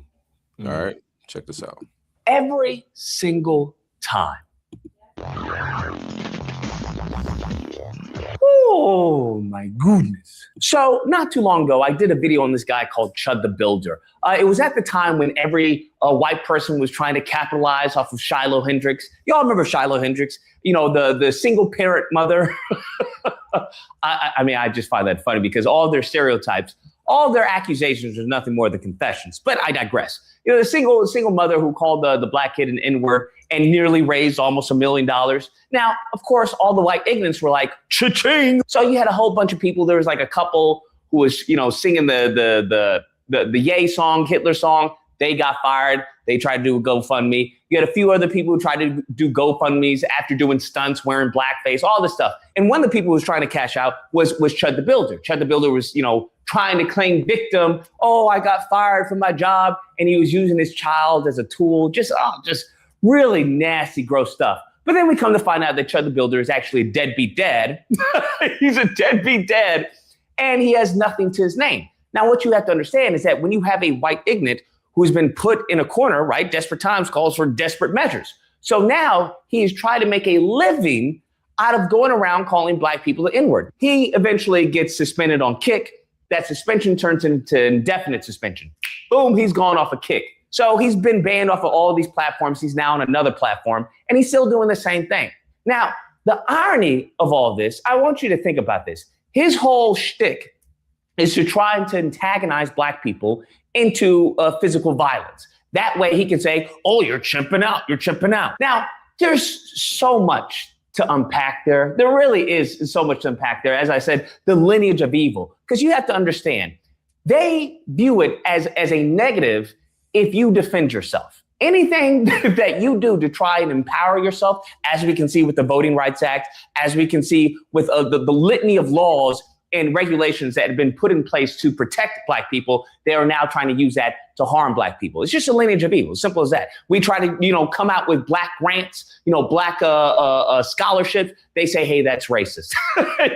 You try to come out with, you know, black communities. Oh, that's racist. So every single time they tell you to lift yourself up by the bootstraps, they don't want that. That's what you have to understand. They want you to suffer. And if it means they suffer along with you, then so be it. That's how they've been conditioned. Damn. You have this Chud the Builder who's going around trying to antagonize people into some type of physical conflict. So he can claim, oh, look, you're chimping out. The ironic part of all of this, mind you, he's been doing this for a minute, that not once has he been harmed. not once has he been harmed. I want you to realize this. All of this going around calling black people hard R's, he has not once been harmed. As a matter of fact, what he's gone and done is proven exactly what I say, the opposite. All their accusations are confessions. The only person who's been chimping out, as you know, as he says, is him. And then the hilarity of all this is that allegedly he has a firearm on him, right? And that's the whole stand your ground, that he gets to stand your ground. The problem with that is that's not even how stand your ground works. If you are the antagonizer, you don't then get to claim stand your ground. So it's But Brondo's got what plants crave. It's got electrolytes. It's classic white ignorant. I don't know what to tell you. It's low IQ, knuckle dragging, Neanderthal mindset. That's what this is. And he's embarrassing himself by doing all of this. Now, I will say the moment in time, if something does to happen, because what you have to understand, these people, someone like this guy, he knows what he's doing, right? He'll never actually go and antagonize someone who's about that life, right? As they all are, because the lineage of evil, they're nothing but cowards, okay? As you can see with their history, all they do is try to harm women and children. They'll never go after men that can defend themselves, right? They'll never go after men that will actually give them a run for the money. that's not what they want. They don't want conflict, because you have to understand it's an inferiority complex. That's what you have to understand that many of these people are suffering from, especially many of the white youth. When you keep on telling the white youth that, hey, you're being attacked, you're a victim, they want your, it's the Jedi, it's the Ben Shapiro's who want your women to get with black guys. That's what's going on. You have to understand that has a negative impact on them, right? It just messes with their brain. Never in the history of this planet has a black guy ever asked, I don't know, a woman who he's interested in, hey, have you ever been with a white guy before? Huh? You got to tell me the truth. Have you ever been with a white guy? But you see that constantly because they have no competitive edge right now. You have to think that back in the day, they had the competitive edge. Hey, they were the slave master. The woman couldn't go to work. He had all the money. All the cards were with him. Nowadays, as things have started to balance out, he's now seeing that he has to compete with everyone else. And he can't compete. He can't compete physically. He can't compete emotionally. He can't compete financially in many cases. And in the cases that he can compete financially, what happens? She ends up having an affair. He's out of line, but he's right. You can find out that it's a dead marriage, right? She's just using you for your money because you have nothing else to offer. And that's what many of the youth are discovering, that, hey, you're actually going to have to, invest in yourself. You're actually going to have a personality to get with these women. That this whole concept of, oh, you're white, I'm white, you should come with me. That's not how it works nowadays. And now that these women are now, having jobs, they have their own money, there's nothing you can hold over their head. And what you have to understand is that many of the white youth have been trained by some of the lineage of evil. Many of their fathers are, from the lineage of evil. And the lineage of evil has a very Neanderthal mindset of how things should work. But the problem is that's not where they're currently living. So everything they've been taught is now backfiring on them. There is no, well, just work hard and get a home and everything and have your 5 kids. They don't have the money for that. They don't have the IQ for that. They don't have the knowledge for that. They don't have anything. They don't have the physical capacity for that. Even when it comes to some of the manual labor jobs, they're not built for those jobs. So you're finding a lot of these youth who are going into depression. They're going into severe depression because they're realizing that they're inadequate for the world that's, in front of them, unfortunately. Damn. And, I don't have anything to do with it. I didn't do it. But how they're retaliating is, doing as Chud the Builder is doing. It's a form of cope, right? it's a coping mechanism that you're like, hell, I want to, I feel that I've been, done so poorly. My genes are going extinct. Everything is bad. So I want to cause pain and suffering to these people who I believe have harmed me. And it's not, we haven't harmed you. God has harmed you, bro. I didn't create your DNA. I didn't create your genetics. I didn't do anything. Black people had nothing to do with it. But that's never, good enough for these people. So they have to retaliate in some type of way. Now, the funny part in all of this, and honestly, I won't say it's funny, but it's really sad, okay, in my opinion, is that it's a good thing nothing has happened to him, but it's also a bad thing nothing has happened to him. That there hasn't been any type of repercussions for the level of disrespect that he is levying against a community that has done nothing to him, mind you. It's gotten so bad to the point where he's going around to black homeless people, offering them food, but it's contingent upon them giving, white people to say the N-word. Do you understand how low we are right now? Do you understand how low as a group of people, their group of people, the lineage of evil is? Like, really? Now you're exploiting black people, black homeless people? What? For what? It's gotten so bad that other white people have been like, bro, what are you doing? This isn't a good look. This isn't a good look at all, because it's not. You're embarrassing yourself. You're embarrassing white men. You're basically showing everyone how low on the totem pole you really are. Damn. How inferior you feel to a group of people. I don't know what to tell you. I think that's just sad. I think it's kind of pathetic, to be honest with you. And then we come to find out, allegedly, he's a felon, so he can't even carry a gun. It just goes from bad to worse with this dude. It's really sad to see how low white men have become. I find it interesting because these are the same people who talk about their ancestors. Oh, we built this country. We did America. We did all the skyscrapers and all this. I'm like, yeah, but now you're going around calling black people N-words, hoping that someone super chats you on your stream. Beta. That's where you've gotten to. So is that evolving? Are you evolving? Is that a W? Because everyone around you, including your women, it looks kind of pathetic. And then you wonder why you can't get a woman. Well, because no one wants to be with the loser, quite frankly. And you guys are currently the losers of America. Anyways, guys, that's the video. Let me know what you guys think. I mean, you know, where's the lie? You know what I'm saying? Just a sad group of people. This is the, you know, devolving of America. You know what I'm saying? And somebody gonna catch him. He gonna get the right one, you know, and they're gonna put some holes in him, you know, whether it be the knife work, gun work, you know, we'll see, you know. But like he was bringing out, that just lets you know how what a peaceful group of people we are. You know what I'm saying? It's really like, you know, you're hurting right now. We understand that. We understand you're hurting, you know, and you just want to get attention, you know. But he gonna get the right Jake. He gonna get the right Jake, and then he's gonna be on a t-shirt, like, you know, chipping out or whatever his last words are gonna be. People are gonna turn that into a t-shirt. Like he had the t-shirt, counting or not counting gang violence. I'm gonna have to get that because you know, I think that's very clever. All right, so Most High exposed him. I don't know if you saw that. He's dressed up like a fairy, you know what I'm saying? So the dude is literally like one of these, I can't even tell you what they are, but you know, cosplaying as, you know, different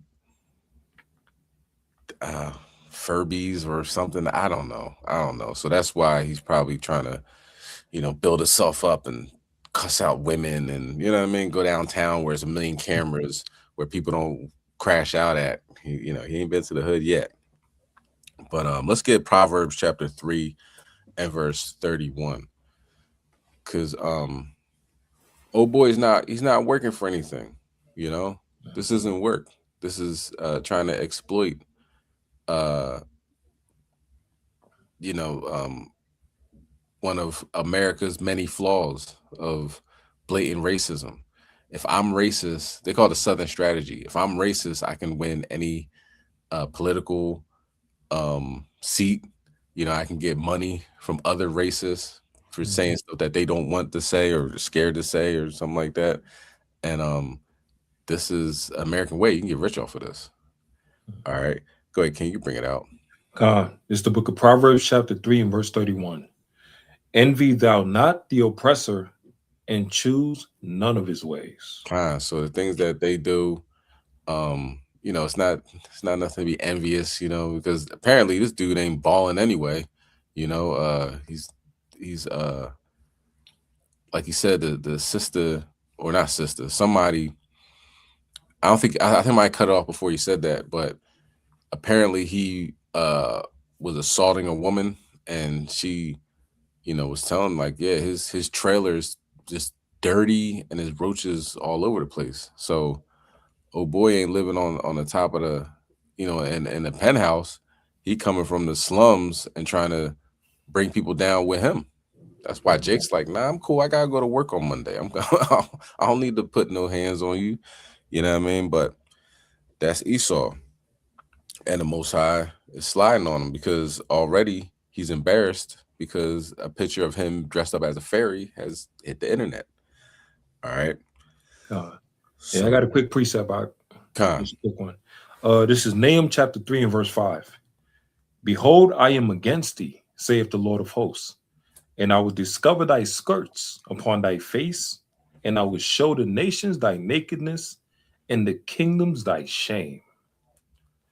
So just based on that video, what the Lord says he's against Esau, he's gonna discover his nakedness, and his shame, and also the skirts. Like he was talking about with him dressing as a damn Tinkerbell, right? Upon thy face with the makeup and everything. Then it's showing the skirts and then also the nakedness, like you were saying with the house, how dirty he living and everything and all of that stuff.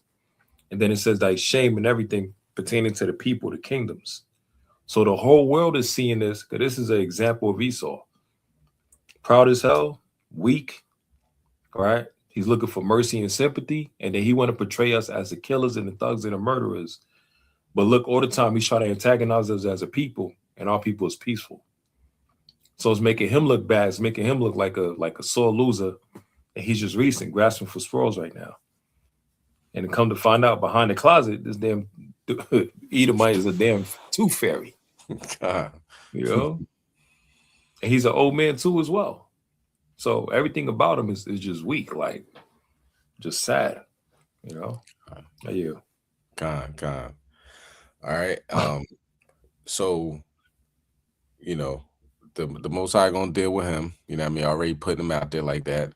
So now we got something else that just happened that we can't do. We can't, you know what I mean? We can't throw these type of shots like how about Shai does, you know what I'm saying? Let's get Psalm chapter 78 and verse 50, you know?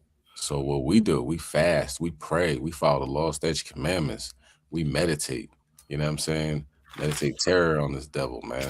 You know what I mean? There's nothing you can do about it. You know, we're going to stop somebody from praying, you know, stop somebody from, I mean, they will, you know, they'll try. But God's way too powerful. God's he's doing so many amazing things on the planet right now that you can see Esau shaking in their boots. You know what I mean? Let's bring that out, King. This is Psalms chapter 78 and verse number 50. He made a way to his anger. He spared not their soul from death, but gave their life over to the pestilence. So let's check out the pestilence. All right.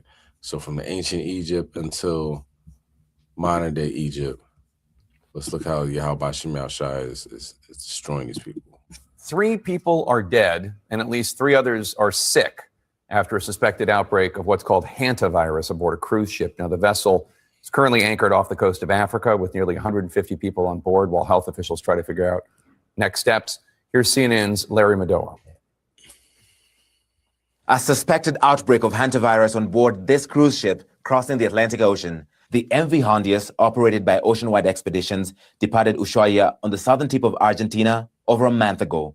Details of the suspected outbreak emerged as it was anchored in Praia, the capital of Cape Verde, an island nation off the coast of West Africa, on Sunday.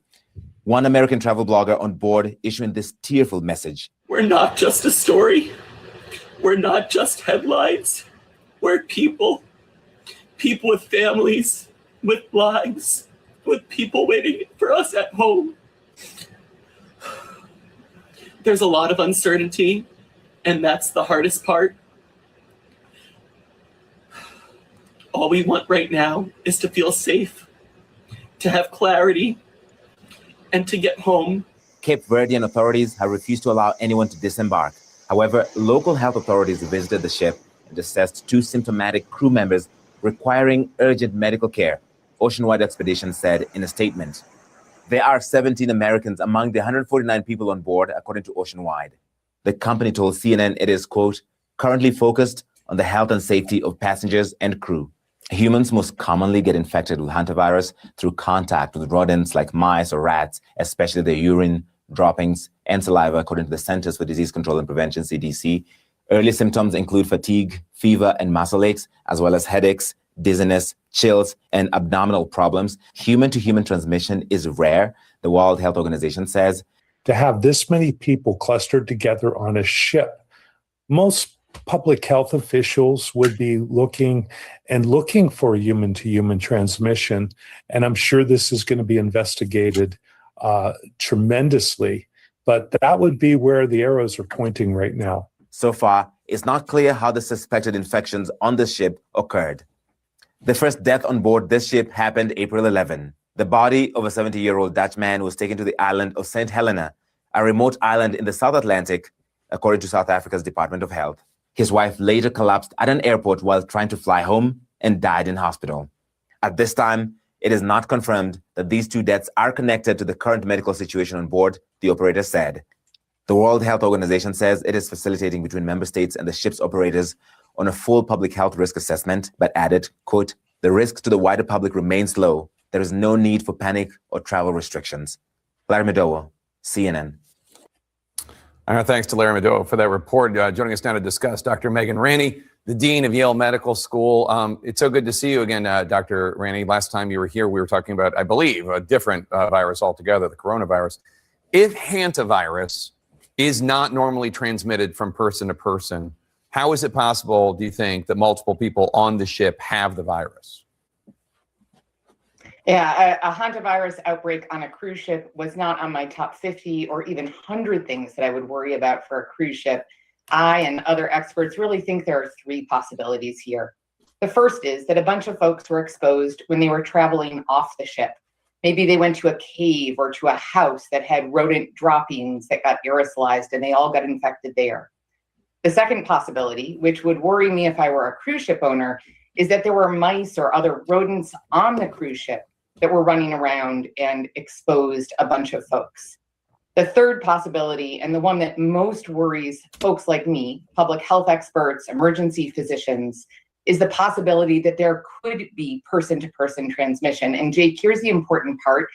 There has been a report of one strain of hantavirus in Argentina, known as the Andes strain, which is known to cause limited person-to-person transmission. Many of us are worried that it may be that strain that got onto the boat and that may be spreading, but it's far too early to know. So hantavirus is highly deadly. The CDC says more than a third of people who develop respiratory systems may then die. There's also no cure for hantavirus. So the passengers and crew who are being treated right now, and they may have the virus, what does that care, what does that treatment look like? So we would care for them just as we would for anyone with a severe critical illness. If they're having breathing trouble, we might put them in a medical coma and put in a breathing tube. If their blood pressure is having trouble maintaining itself, we'd give them fluids and medications to support their blood pressure. We might treat their kidneys. We'd probably give them antibiotics. An important thing to know about a hantavirus diagnosis is that it is tough to make. It's almost always a lab that we have to send out of the hospital. It's not my first, fifth, or even 10th thing on my differential diagnosis. And so you want to treat folks for everything that could be causing their symptoms while waiting for that send-out test to come back. So passengers are not currently allowed to get off the ship. Once they finally dock, will there have to be some kind of extensive testing to make sure the virus is contained? What do the next steps look like? So trying to figure out what the next steps are as we speak. I will say this is where I am so grateful for other great public health experts, and particularly for the expertise of the World Health Organization and other folks that work on pandemic preparedness. As Larry said, this is a very rare virus. We've had less than 1,000 cases in the United States in the last 20 years. The fact that we have international experts working to figure out what's happening with spread and what we should do next is amazing. Most likely when folks get off of that ship, there will be some quarantine, but it is far too early to tell. We'll know a lot more in coming days as we start getting genomic data about whether this spread between people, where it came from, and so on. How is the World Health Organization responding to this suspected outbreak? Joining me now is Dr. Hans Klug. He's the Europe Director for the WHO. Thank you so much for joining us. I imagine you're very busy with this. What's the current plan whilst you figure out how to contain the virus? Is it to keep everyone on the ship and certain individuals isolated? Well, this is the first reported outbreak of the hantavirus on a cruise ship. So that's a bit a new territory, but the virus itself is not new. Indeed, it's carried by rodents. People get contaminated through inhaling particles, mostly from feces or urine. There were 5 suspected patients or people. 3 unfortunately passed away. 2 people are on the ship, but are under medical care by the authorities of Cabo Verde. And 1 laboratory confirmed patient is in the intensive care unit in South Africa. No, it's very important for the public to realize that the overall risk to the public remains low. It's very tough to be transmitted human to human, though not impossible. When will people be allowed off the ship? So there is an international coordination between all the authorities 24/7, which also, by the way, shows why international collaboration in these times are so important, and new information will be available very, very soon.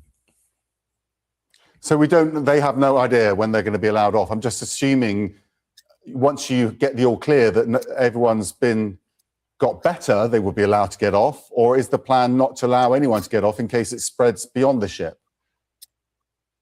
As we speak, the medical authorities of Cabo Verde are on the spot, examining the people, making the diagnosis.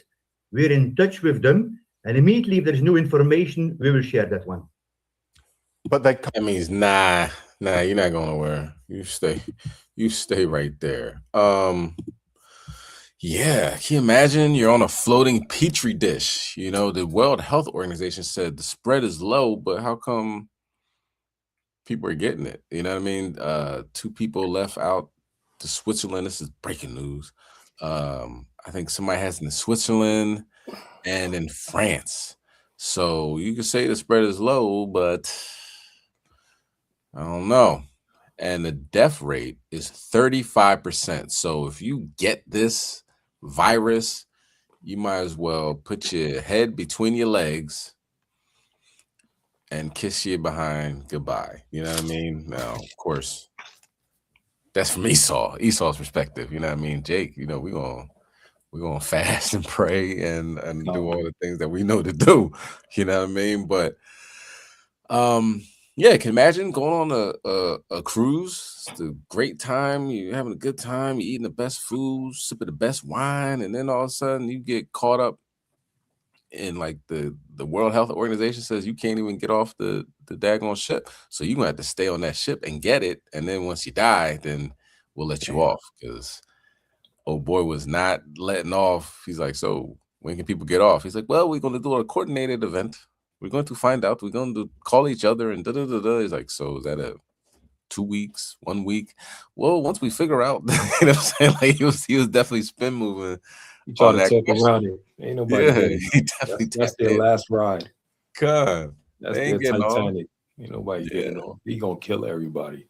Yeah, you get off in a body bag. Right. And the beautiful part about that is Argentina got rid of their Negroes, right? They said, we don't need black people here in this country. They put them on the front line, put us on the front line, rather, you know what I'm saying, of wars.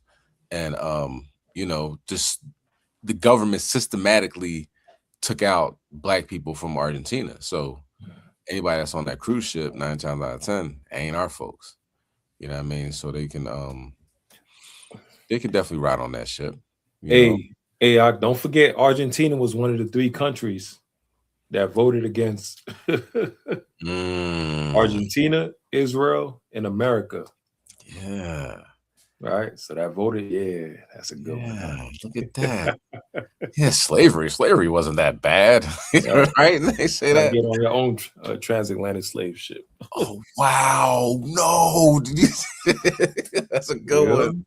And they're literally on a ship right now. You're on your own ship. Let's see how that feels. Oh my goodness. Poetic justice. God. Damn. Yeah. Man, it's a fearful thing to fall into the hands of the Most High God. Seriously, that's a good one. And on a ship. You can't make that up. Oh, good point. I'm glad you brought that out, King. God, that's mighty. That's mighty. Let's get Psalm 107, verse 23. You know what I mean? So that pestilence is serious business, you know. And ain't got nowhere to go, nowhere to hide, can't hide under your bed. That pestilence will get you. Probably coming through the air vents, you know what I mean? But look, and another thing, you know how nasty Esau is. So they're probably in a cave and it's just rat droppings all over the place. Yeah. In it, you know what I mean? Like, oh, this is so like historic. Oh my God. And then, you know what I mean? They're freaks. So they probably, you know what I mean? Probably They're go back to that nature. Yeah. That damn pirate style, dead man walking, dead man ship type of nature. You know, stinking, never took a bath, eating each other, cannibalism, pooping on each other, excrements, and all of this stuff. Probably run into see a penguin, try to have sex with it. Like this Right. is what they do, you know what I mean? So it makes sense because what Shemaiah was bringing this out, that every STD comes from Esau having intercourse with animals. Right. Against nature.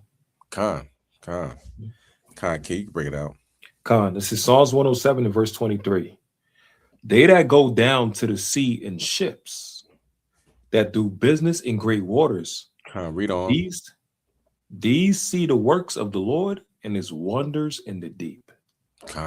You know, they say, oh, you thought you were going to dock somewhere? You thought you was going to get off? Nah, you going to chill, relax, get comfortable. Get comfortable, Esau.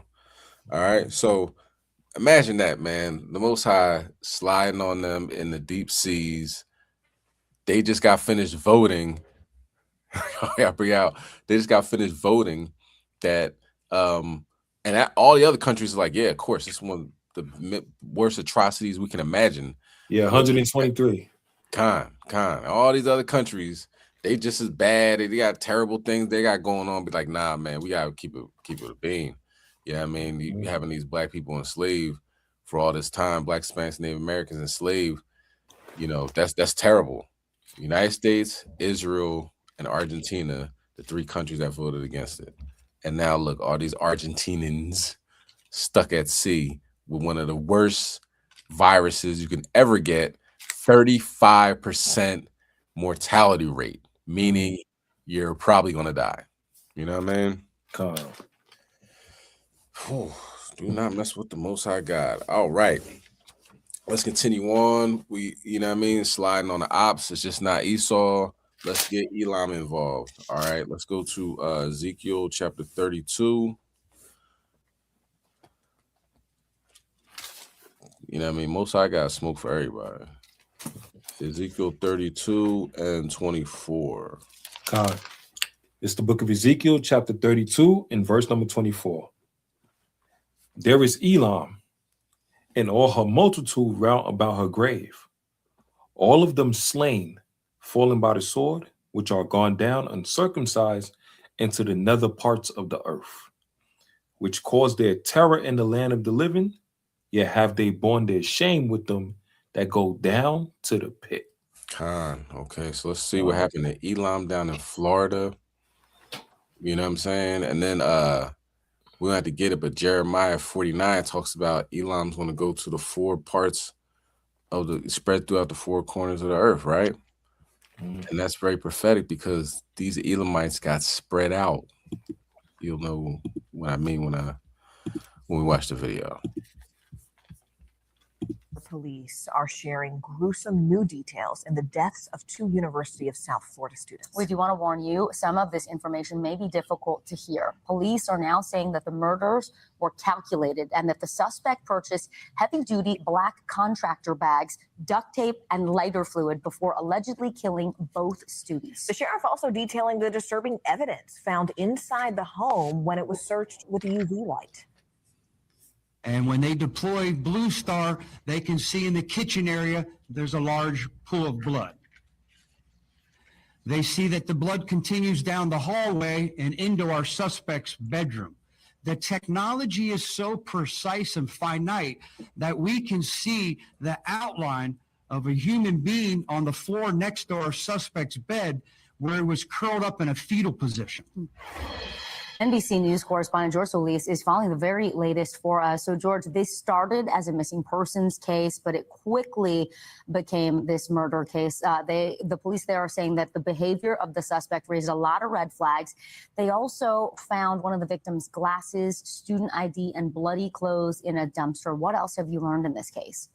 Yeah, good afternoon, Vicki and Morgan. So important to note that this investigation is very much ongoing. The sheriff there saying this suspect here became very elusive when they began questioning him. And the update here that I think is most significant and equally tragic is the sheriff confirming that Nashida Bristi, one of the doctoral students missing there, Well, they found her body about a week ago, but they positively identified her remains through DNA, he said, dental records, and clothing. Now, the details, he says, of this investigation, as you guys have alluded, are gruesome.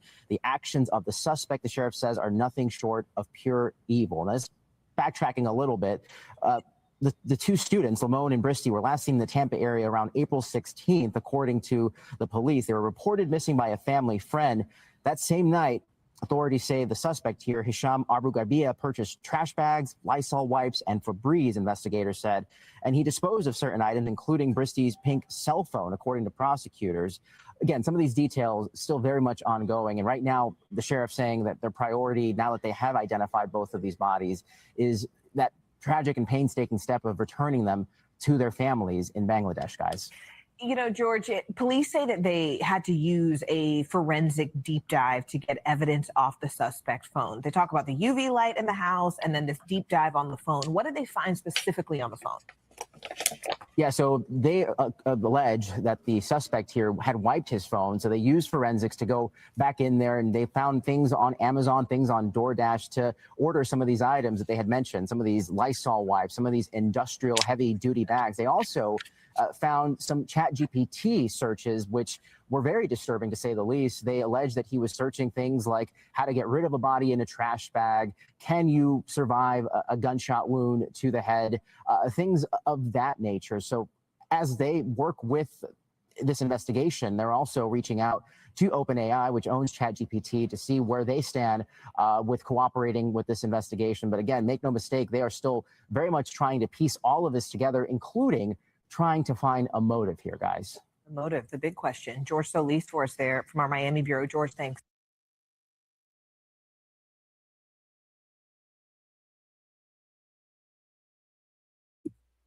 Slocky, could you hear?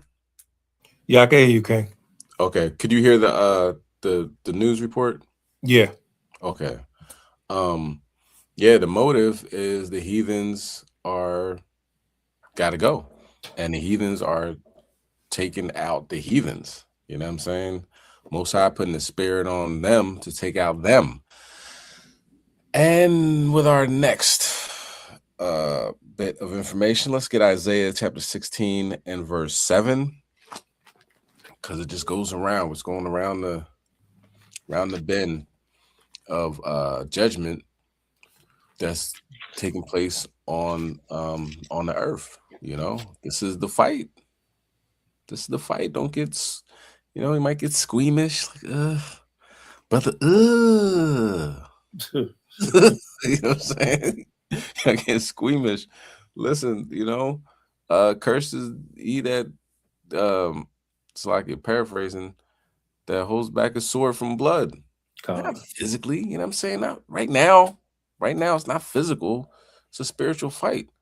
You know, if you too busy praying for the heathen, thinking that they can make it, what do they say, salvation for the heathens, they can make it. You know, we're gonna change the name. That was an excellent class too. Yeah, or the one yesterday, Tuesday, right? Yeah. You know, Hey, Slocky, think about it. It's crazy, bro. You willing to throw everything away when we at the last seconds, man. We literally at the damn last seconds, and you want to reverse and throw everything away that you done in the beginning. You know? Yeah. That joint is sad, man. Yeah, it really is sad. It makes you think like brother's compromised. You know what I'm saying? I believe so. Yeah. In my humble opinion, I believe so. You know, because it's every other day. It's like, hold up, let's switch this up. Let's switch this up. Like, yeah, man. Like, but so that means when that time comes, brothers be like, nah, not him. He's a good one. He's an ally. You know, he's coming to the cookout. I like this one. You know what I'm saying? So, and then Mattathias gonna show up that day.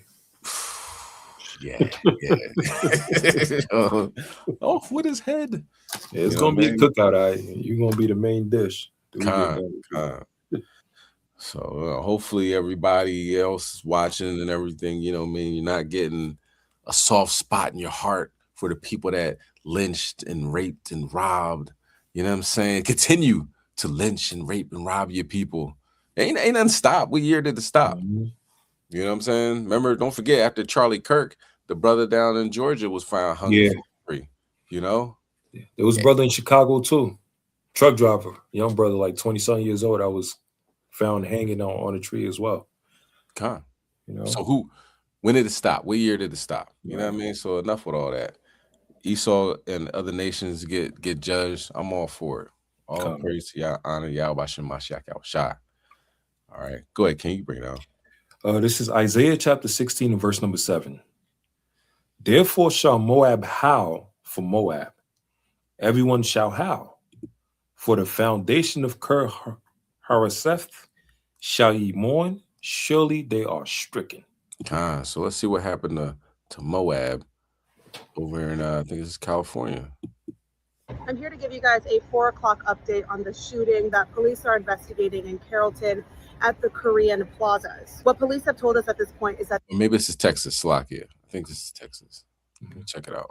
there are 2 victims who died, 3 more that are in stable condition at the hospital. I spoke with some friends and loved ones of the deceased victims, and they tell me that they were pillars of this community. They were leaders. They were so well known, and that this is a huge loss for the community here in the DFW area, especially the Korean community. They were just so well known to folks around here. I'm going to sort of break down what happened here. There are 2 scenes, okay? It started off of Hebron and 121 in that shopping center there, K-Town Plaza. Police tell us that the victims were meeting with the suspect for business when an argument happened, and then that's when the suspect opened fire and he shot 5 people. After that happened, they tell us that the suspect came here 10 minutes away to the H Mart off of Old Denton Road, and police say there was a short foot chase before they arrested the suspect. Police confirmed that the suspect is 69-year-old Sung Han Ho. And while they are still investigating what led up to this argument and what led up to this shooting, a lot of the people in the community are telling me that he was a business owner who was delinquent on rent. Again, 5 people were shot. 2 leaders of the community are dead. I'll work to bring you more updates. Sung Hung Ho. Sung Hung Ho got the gat and let it blow. You know? So that's heathen on heathen crime right there, man. How come they don't say that? It should be a Korean on Korean crime, update. When is it gonna stop? I mean, did he have his father in the house? You know what I'm saying? Did he grow up on welfare in public housing? What public school education did they have where they'd start shooting each other in broad daylight? Animals. It's in the blood. It's in the blood. Was it the Yakuza? Exactly. You know what I mean? Was it the Yakuza involved in the gang violence? Gangs. These guys or are the triads, right? Was a Porsche Jeep out there? Did he pay for that? Right? Or is it stolen? Right. How much blood money did he get for that? And that guy had a gun. These hackers. It's ridiculous, man. It's ridiculous. I don't think, how do we go further as a people with people like that on the streets? Right. Bunch of animals. Animals. Okay. Let's get 2 Chronicles chapter 20, verse 22. Because this isn't the first time these people have done this. All right. This is something that they do. Okay. We got historical records of them shooting and killing each other. Right now, North Korea and South Korea, do you know they're still at war? This is just a ceasefire that they're at. They're still at war. Do you know what I'm saying? You got Kim Jong-un. He killed his uncle to stay in power. Yeah. He kills his family members. These people are diabolical. Okay, let's bring that out, King. This is 2 Chronicles chapter 20 and verse number 22. And when they began to sing and to praise, the Lord set ambushments against the children of Ammon, Moab, and Mount Seir, which were come against Judah, and they were smitten. You know what I'm saying? So they start murking each other as we're dancing and singing. You know, now let's keep in mind, right? When George Floyd happened and them, oh my goodness, when Esau and Moab. Khan and yeah, they were out there, right? And put his you know, he's stopping the people from doing it, and Esau was putting his knee on his neck, right? And then as we started to march and everything, and we're not gonna take this, and our people was just dancing in the streets, but that's not the same thing. You know what I'm saying? Right. That coonery dance, and you got Esau with the phone, and they, you know, watching them and all this other stuff and filming them, and we just having a good time and dancing. That's not the same thing. We was on our way to war, and we got the message that we already won the war. So it's like, oh, good, look at Most High, we got this. You know what I'm saying? We still ready for war, but we dancing, having a good time and everything. And then they just started murking each other. God. And this is where we at today. Okay. All these the last two situations, the heathens on heathen crime is out of control. Okay. Now let's go to Romans chapter 9 and verse 6, because we're going to have to talk about another issue that we having. Our own damn people, you know what I'm saying? Or are they? Okay, so matter of fact, let's read the scripture and we'll talk about it. Okay, Con. It's the book of Romans, chapter 9 and verse number 6. Not as though the word of God have taken none effect, for they are not all Israel, which are of Israel. So our people, right? Definitely Israelites, but the Gentile mind state of hating and killing our brother is something that will not be tolerated in the future. It's not tolerated now, and it will not be tolerated when Yahushua comes back, right? So as of right now, these brothers and sisters were enjoying the night. It was Sunday night. It wasn't the Sabbath. You know what I mean? It's questionable what type of music was being played, because now we listen to this drill music. Not when I say we, so-called black people, listen to this drill music, and it's powerful. You know what I'm saying? It's like, shoot that nigga, stab that. You know what I'm saying? Like it filters in. If they out there getting high, getting drunk, drinking or whatever, you know what I mean? Spirits jump on them, right? But one thing is sure, that if it was Esau that came out and shot 23 brothers and sisters and had them running, it'd be mass chaos. People would take planes down to Edmond, Oklahoma. But as I can only imagine, I don't know, they caught somebody allegedly, but I can only imagine it was our own people. People seen people having a good time and said, I'm gonna ruin it. You know what I mean? So when we talk about sliding on the ops, that's an op, okay? Pure and simple. If you shooting up a gathering of our people, you are an op. You are not with us. We are not the same. You know what I'm saying? The Klan is sitting there with a PBR with their feet crossed on the couch, looking like, look at these niggas killing each other. All right. So it ain't just the the heathens that need to get dealt with. It's our people as well. The difference is our people can repent and come back before they make an act like this and ruin their entire life and the lives of so many people. You know what I mean? But let's watch the interview where they interview a brother and a sister, and they just like, man, I don't even want to come outside no more, you know, which might not be a bad thing. You know, it says, go in your house, paraphrasing, until the evil is passed over. You know what I mean? Because the times that we're living in is very evil. All right. But here's the video in Edmond, Oklahoma.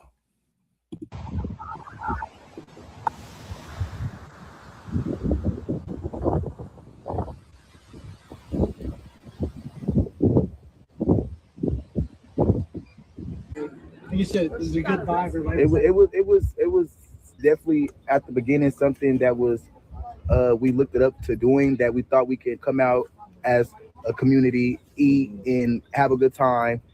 And once you find out that it's not that, you don't want to do anything with any type of, not even your community, because this is something that's tragic, that happen, and it's nothing to just be. Look at Eve in the background just laughing, like she's on. You know what I'm saying? Like 23 people just didn't get shot.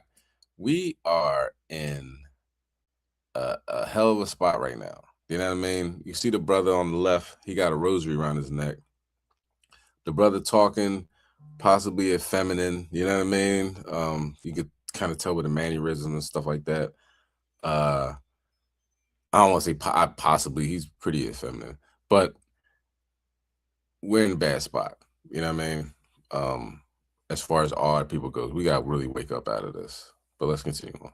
Happy about or laugh about or anything. Once it happened, because it's just like it was so many people that was actually truly injured and hurt that my mind wasn't even there. Like my adrenaline was just pumping so much that it was just like I was just worried about trying to help the next person until the police got here, you know, just to make sure that they were okay, because they were more badly injured than me. You know, I'm just lucky enough that I got to pull the piece of fragment that was just in there out of my leg. You said a medic just bandaged you up while you were here? Mm-hmm. Yes. You know, she asked me, was I okay? And I told her I was fine. I showed her the wound and stuff, and she just bandaged me up. And I just told her, like, you know, go help the other people that were, you know, more hurt than I was. A lot of my friends got hurt last night, and it's not acceptable. It's something that we have to change. Our community needs to get better. I thought we were having a good time at a lake with family. It was kids out here Right. It was babies, kids, seeing mothers run with their kids, fathers run with their sons, their daughters. It's not okay, and it's not safe. It was pregnant women out here. It's not safe to put everyone into harm's way because of something that somebody has going on within them. Yeah. And I apologize, you had mentioned it a bit earlier, but at what point did this turn violent? When did the gunfire erupt? Once everybody got scared, Yeah. everybody seen the fight. Once one person run, everybody's going to run. And once everybody started running, nobody knew what was going on, but it was only a fight, and people started shooting at women. Yeah. And that's not okay. All right, and like, put like this, right? You know, being in the world, you know, you around that many black people, violence is a strong possibility. Violence is going to pop off. It's sad, but damn it, it's true. Like, I got 1,000,001 examples in my own life of how they about to start shooting. Oh, they fighting. Somebody's going to the car. He's about to get his gun. It's just the way it is. Like, you know what I'm saying? It's messed up. The beautiful part about this truth is it don't be going down like that. We be at the Passover. You leave your cell phone on the table and you come back and your cell phone's still on the table. That just bugs me out. You know what I'm saying? Like, because it's never been like that.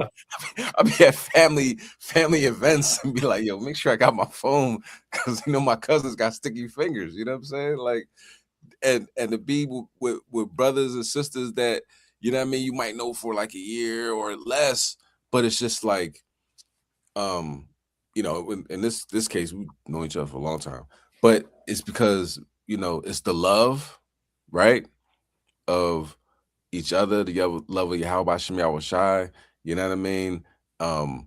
You wanna,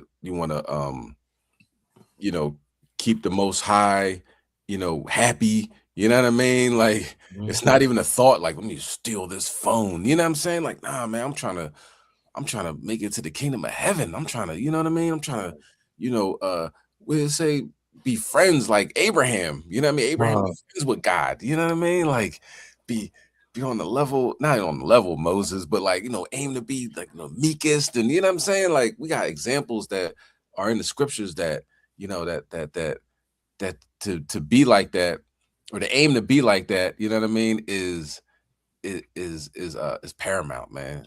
It's a beautiful thing, man. You know. Hey, Salaki, I'm gonna add onto that. I think also is fear, right? Same as we have the love for the Lord, but we also have the fear of the Lord. That if we steal, if we harm, or we take something from another Israelite, and it's that fear and that acknowledgement that you know the Lord is watching. You know the Lord is watching. You know what I'm saying?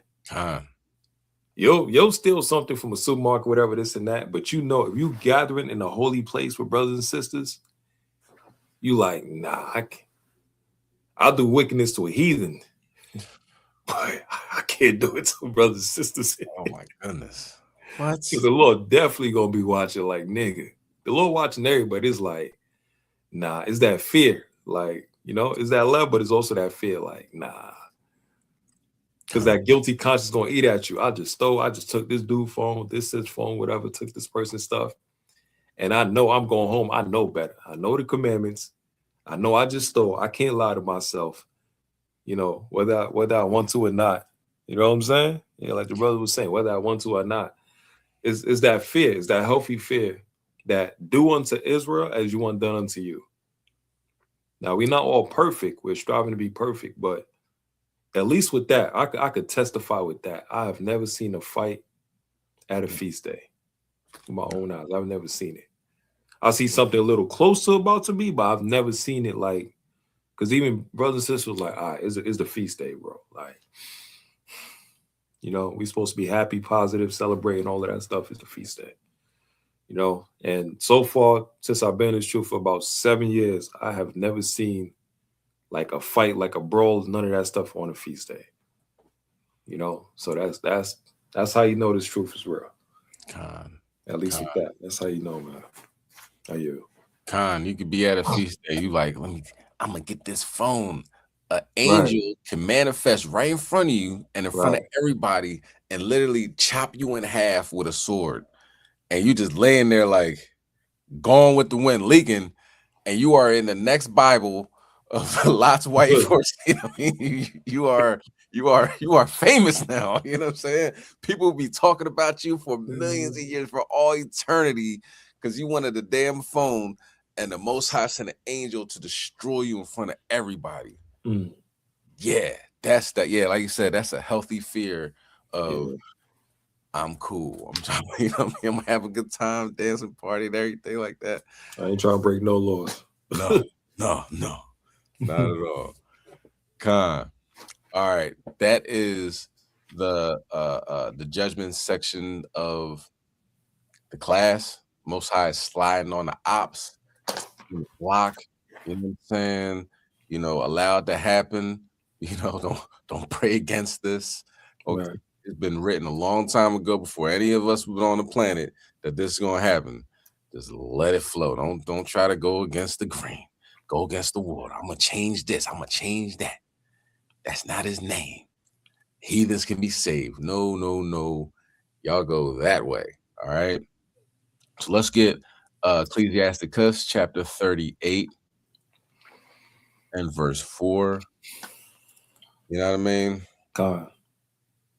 And we're going to end on a good note, because as the heathens are getting destroyed, we're going up. So let's aim to build ourselves up, be stronger, more healthier, more focused, revive our, you know, spiritual life, emotional, physical, you know, build it up, because we're going to be kings. You know what I'm saying? Daughters of Zion are going to be carried, you're not even touch the floor. So let's get ready for that. All right. King, you can bring it out. This is the book of Ecclesiasticus, chapter 38, and verse number 4. The Lord hath created medicines out of the earth, and he that is wise will not abhor them. So you look at things, a lot of the medicines that they make in the pharmacies are derived from plants and herbs, and it just, you know, made into, you know what I'm saying, you know, on a massive scale, but the original is still there. You know what I'm saying? Some ginger can knock out that cold. You know what I'm saying? Some turmeric can help with that inflammation. You know, you want to alkaline your body, you got ways to do it. You know what I'm saying? Of course, we have to say this is not medical information. You know what I'm saying? Lord knows the Food and Drug Administration, right? Food and drugs in the same building. You know, they haven't evaluated this and you haven't paid them off, then you ain't gonna be able to say definitively this works. But these things have been in use by our ancestors for thousands of years. Okay, so the next one is hibiscus, and of course with hibiscus, well, they'll talk about it, but you know, it can lower your blood pressure. Now, if you're already on blood pressure medicine, you don't want to have a really low blood pressure. So of course, consult with your doctor before taking on any avenues of health and wellness, okay, that we talk about. So hibiscus tea, all the benefits. Enjoy. Hibiscus tea benefits. What daily use can do.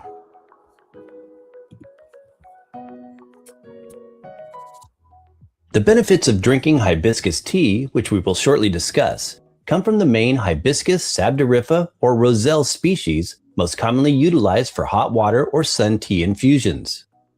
The classic tropical-looking white, pink, or red hibiscus flower has 5 broad, ornate petals with an extended center pistil and many stigmas. The tea itself, however, is not made from these dried flowers as one might assume, but from what is called a flower calyx. This is the part that develops from the blossom as an accessory fruit and further matures over several months, turning a deep ruby red color. When these dried hibiscus calyxes are steeped as a tea, they infuse the water with their brilliant pigmentation. Hibiscus tea can be a delicious, tangy hot beverage or a thirst-quenching cold drink. But this infused liquid also offers many benefits to the body when incorporated into one's daily herbal tea regime. Top 8 hibiscus tea benefits. Number 1, for high blood pressure. High blood pressure, or hypertension, is a common condition worldwide which can lead to more serious health issues if not addressed. It is therefore good to have it checked regularly.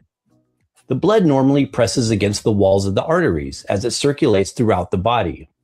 High blood pressure is when this force of action is persistently elevated, causing an extra burden on the heart. There are a few food and herb sources that are remarkably useful as blood pressure lowering allies, and anthocyanin-rich hibiscus is top on this list. In addition to a low-salt, high-fiber diet, drinking 2 cups of hibiscus tea a day has been shown to positively influence both systolic and diastolic blood pressure levels in both humans and animals. This is especially the case if you fall into the 2 categories called prehypertension or stage 1 hypertension. It's essential, however, to consult with your physician if hypertension is a major and/or chronic health concern. Dehydration is something that can also increase the risk of high blood pressure. Along with adequate water intake, drinking hibiscus tea can simultaneously ensure the body is well hydrated. One way to tell if you're dehydrated is the color of your urine. Dark yellow is an indication you need to consume more water, and supplementing with hibiscus tea is a tasty way to do just that. Plus, the hibiscus calyx is a source of calcium salts and vitamin C, helpful for fluid uptake. It likewise works well for those with hypertension who tend to get overheated, as hibiscus is naturally cooling to the body. Number 2, supports balanced cholesterol. Hibiscus sabdariffa calyx extracts and their active phytochemicals like anthocyanins, polyphenols, and hibiscus acid have been identified to foster balanced cholesterol levels, adding to their anti-hypertensive influence. In research, a significant reduction of low-density lipoprotein, or LDL, sometimes deemed the bad cholesterol, has been observed with hibiscus intake. Maintaining balanced cholesterol levels is intimately linked with reducing risk factors for things like coronary artery disease and is essential for cardiovascular health in general. Consuming a cup or 2 of hibiscus tea might be a beneficial adjunct to add to the daily diet for such purposes. In Ayurveda, brightly colored hibiscus flower teas and powders are known to be energetically uplifting to the heart, both physically and spiritually. In other ethnobotanical healing systems, hibiscus is often utilized with hawthorn berries as cardiac tonics. Number 3, protects against candida. One of the major health benefits of drinking hibiscus tea is its use as an antimicrobial agent. Again, hibiscus acid is found to be the compound responsible. It is shown in some science to help inhibit the overgrowth of Candida albicans, causing what is medically termed candidiasis. This is when Candida becomes the dominant species, significantly outnumbering other microflora in the gut microbiome. Over time, a systemic Candida yeast fungal infection can cause indigestion of food as well as contribute to various gastrointestinal diseases like irritable bowel syndrome and leaky gut. Although Candida is normally a common intestinal yeast that is naturally present in the body, under unhealthy circumstances or when the body is immunocompromised, it becomes a low-grade pathogen. Along with a low-sugar diet, hibiscus tea or extracts might be a great alternative therapy to assist in the healing process. Number 4, for obesity and weight loss. Hypertension, diabetes, and cardiovascular disorders are often issues associated with obesity. Drinking steeped hibiscus flower tea might be a beneficial beverage option to consider if weight loss is a health objective. The satisfying, tart, cranberry, cherry-like taste can make it a great replacement for high-calorie sodas when the craving arises. Likewise, hibiscus is reviewed for its therapeutic potential for type 2 diabetes. Hibiscus calyxes get some of their health-enhancing qualities from the compounds like beta-cyanine and anthocyanin, responsible for the dark ruby-red pigmentation. They also contain other bioactive components like polyphenols, polysaccharides, pectin, glycosides, and organic acids, including malic, citric, and tartaric acids. These acids give hibiscus its sour taste, which is why hibiscus tea is also called sour tea in some countries. Sour drinks can also assist with the digestion of foods, benefit bowel regularity, and prevent constipation. Number 5, kidneys and reproductive health. Hibiscus has a long history in the traditional medical system of Ayurveda and is used therapeutically to support the lower region of the body. It is viewed as useful for kidney functions, healthy urinary flow, as well as used for the female reproductive system and menstruation cycles. It is not, however, recommended during pregnancy. In some modern research on rats, hibiscus has been shown to possess anti-urolithiatic activity or reduce the formation of kidney stones. The red hibiscus is the flower of the Hindu goddess Kali and is also closely allied with Ganesh, the elephant-headed god known as the destroyer of obstacles. Yeah, we don't get in all that. You know what I'm saying?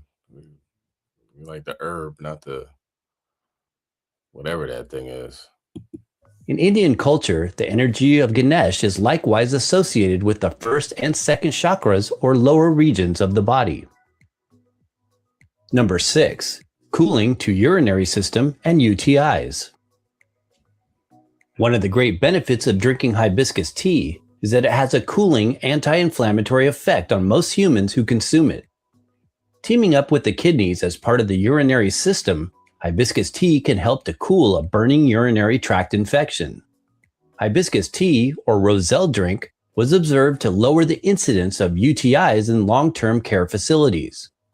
Ayurvedically speaking, the taste of hibiscus is considered mostly sweet and astringent. It is therefore viewed as balancing for pitta and kapha conditions, but may increase vata when used in excess. Number 7, skin and liver support. Hibiscus, in its many antioxidative and antimicrobial compounds, can help purify the blood and remove toxins from the body. This effect naturally promotes liver health and encourages clear and glowing skin from the inside out. Hibiscus flower is a commonly utilized ingredient in beauty care products for the skin, scalp, and hair. The polyphenols found in hibiscus may also offer a liver-protecting quality for obese individuals with liver steatosis or a non-alcoholic fatty liver. Number 8, other benefits. Because of its therapeutic, antioxidant, and anti-inflammatory potential, drinking 1 to 2 cups of hibiscus tea a day can also support immune health and provide neuroprotective properties. Hibiscus tea recipe. This is a basic hibiscus tea recipe using bulk flower calyxes. In a jar or teapot, infuse 1/4 cup of dried hibiscus flowers into 1 quart of hot water. This is the equivalent of 1 tablespoon for every cup of water. Allow this to steep with a lid for about 20 minutes. Or this recipe also makes a great sun tea infusion steeped in full sun for several hours. Hibiscus tea is typically sweetened to balance out the tart flavor. We like to use raw honey, maple syrup, and or a little stevia. Likewise, licorice root can also be infused with the flowers for added sweetness and full-bodied flavor. While you can drink it hot, it is commonly refrigerated and served as a cold or iced tea, a bit like lemonade. Other ways to take hibiscus. Definitely, the most popular worldwide way to use dried hibiscus flower is by making hibiscus tea. Hibiscus tea bags are also offered by some suppliers for convenience. Hibiscus flower calyxes are available as a powder, which can be infused in hot water, or they can be used when making do-it-yourself body care products. Some brands opt for providing hibiscus in the form of a liquid extract, but capsules and tablets are less common. Precautions. The benefits of drinking hibiscus tea are usually well tolerated by most people. Excessive amounts, however, are not recommended. Avoid if pregnant or nursing and consult your healthcare provider if you have high blood pressure, are taking any medications, or have other serious health conditions.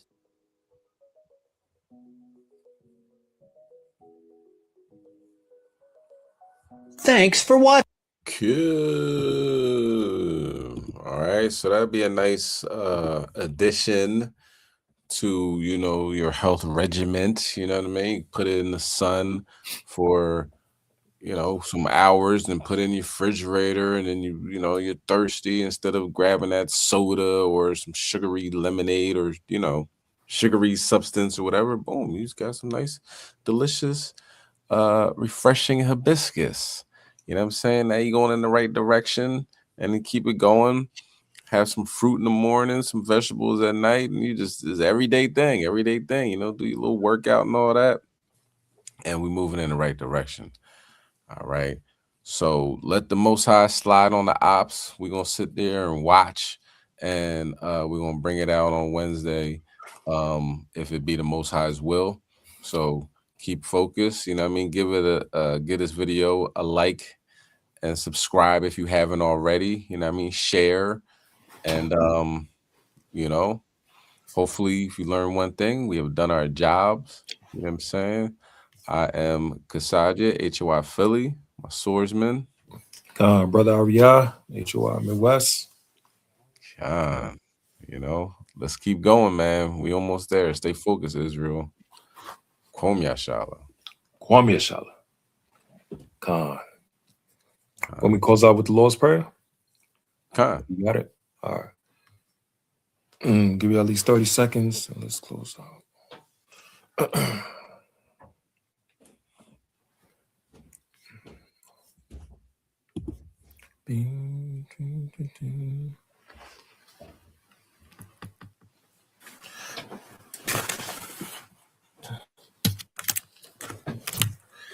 Kal halal Yahweh b'Hashem Yahushai b'Hashem Rachagadash Shemai Yasharallah Yahweh Allah Hainawa Yahweh Ahad Abnawa Shabbat Shemayim Kadash Hayasham Ki Yahweh Malakufka Ba'aratzaka Haya Aisha Ba'aratza Kawa Haya Bashemayim Latananawa Laham Hayawam Wasalachnawa Khabuafnawa Kasalachnawa Khabuafyanawa Wala Tabiainawa Banasaywan Abal Hawashainawa Mayan Rai Kayalaka Hamalakwaf Wahala Watabaraf Laiwanamium Amen.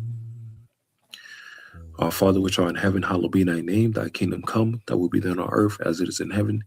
Give us this day our daily bread, as we forgive our debts, we forgive our debtors. Lead us not in temptation, for thine is the kingdom and the power and the glory forever and ever. Amen.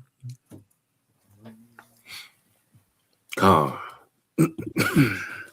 All praises. God. Kwam Yashala. Kwam Yashala. Wow. Woo. Play this drum real quick. My brothers, I'm representing. You touch one of them, that has to be missing. No pot to piss in. Stop, drop, and listen. 2/3 of Jacob's about to be missing. Lords of the Hawa, that's what we teaching. Brotherly love, override oppression. Depression, that's our lesson. All for Yahweh, Almighty Hayanawa. I will protect your sons and daughters. Isaiah 14 and 21, prepare slaughter. Yes, I will stand up straight for your order. I love all these brothers. I laugh with my brothers. I cry with my brothers. I die with my brothers. Any given day, I will fly with my brothers. Man, I share with my brothers. I confess with my brothers. On any given day, I will die with my brothers. Listen, no disrespect, let's get real. Buckshot still hit drill and make will. Body parts scattered all across fields. Finger parts left aside distinct bills. The devil using gas me up like Vin Diesel. The Howard shot my CDL, I drink diesel. White men, wicked as hell, these straight weasels. Just like the ancestors who brought measles. The Howard shot the good vaccine for my peoples.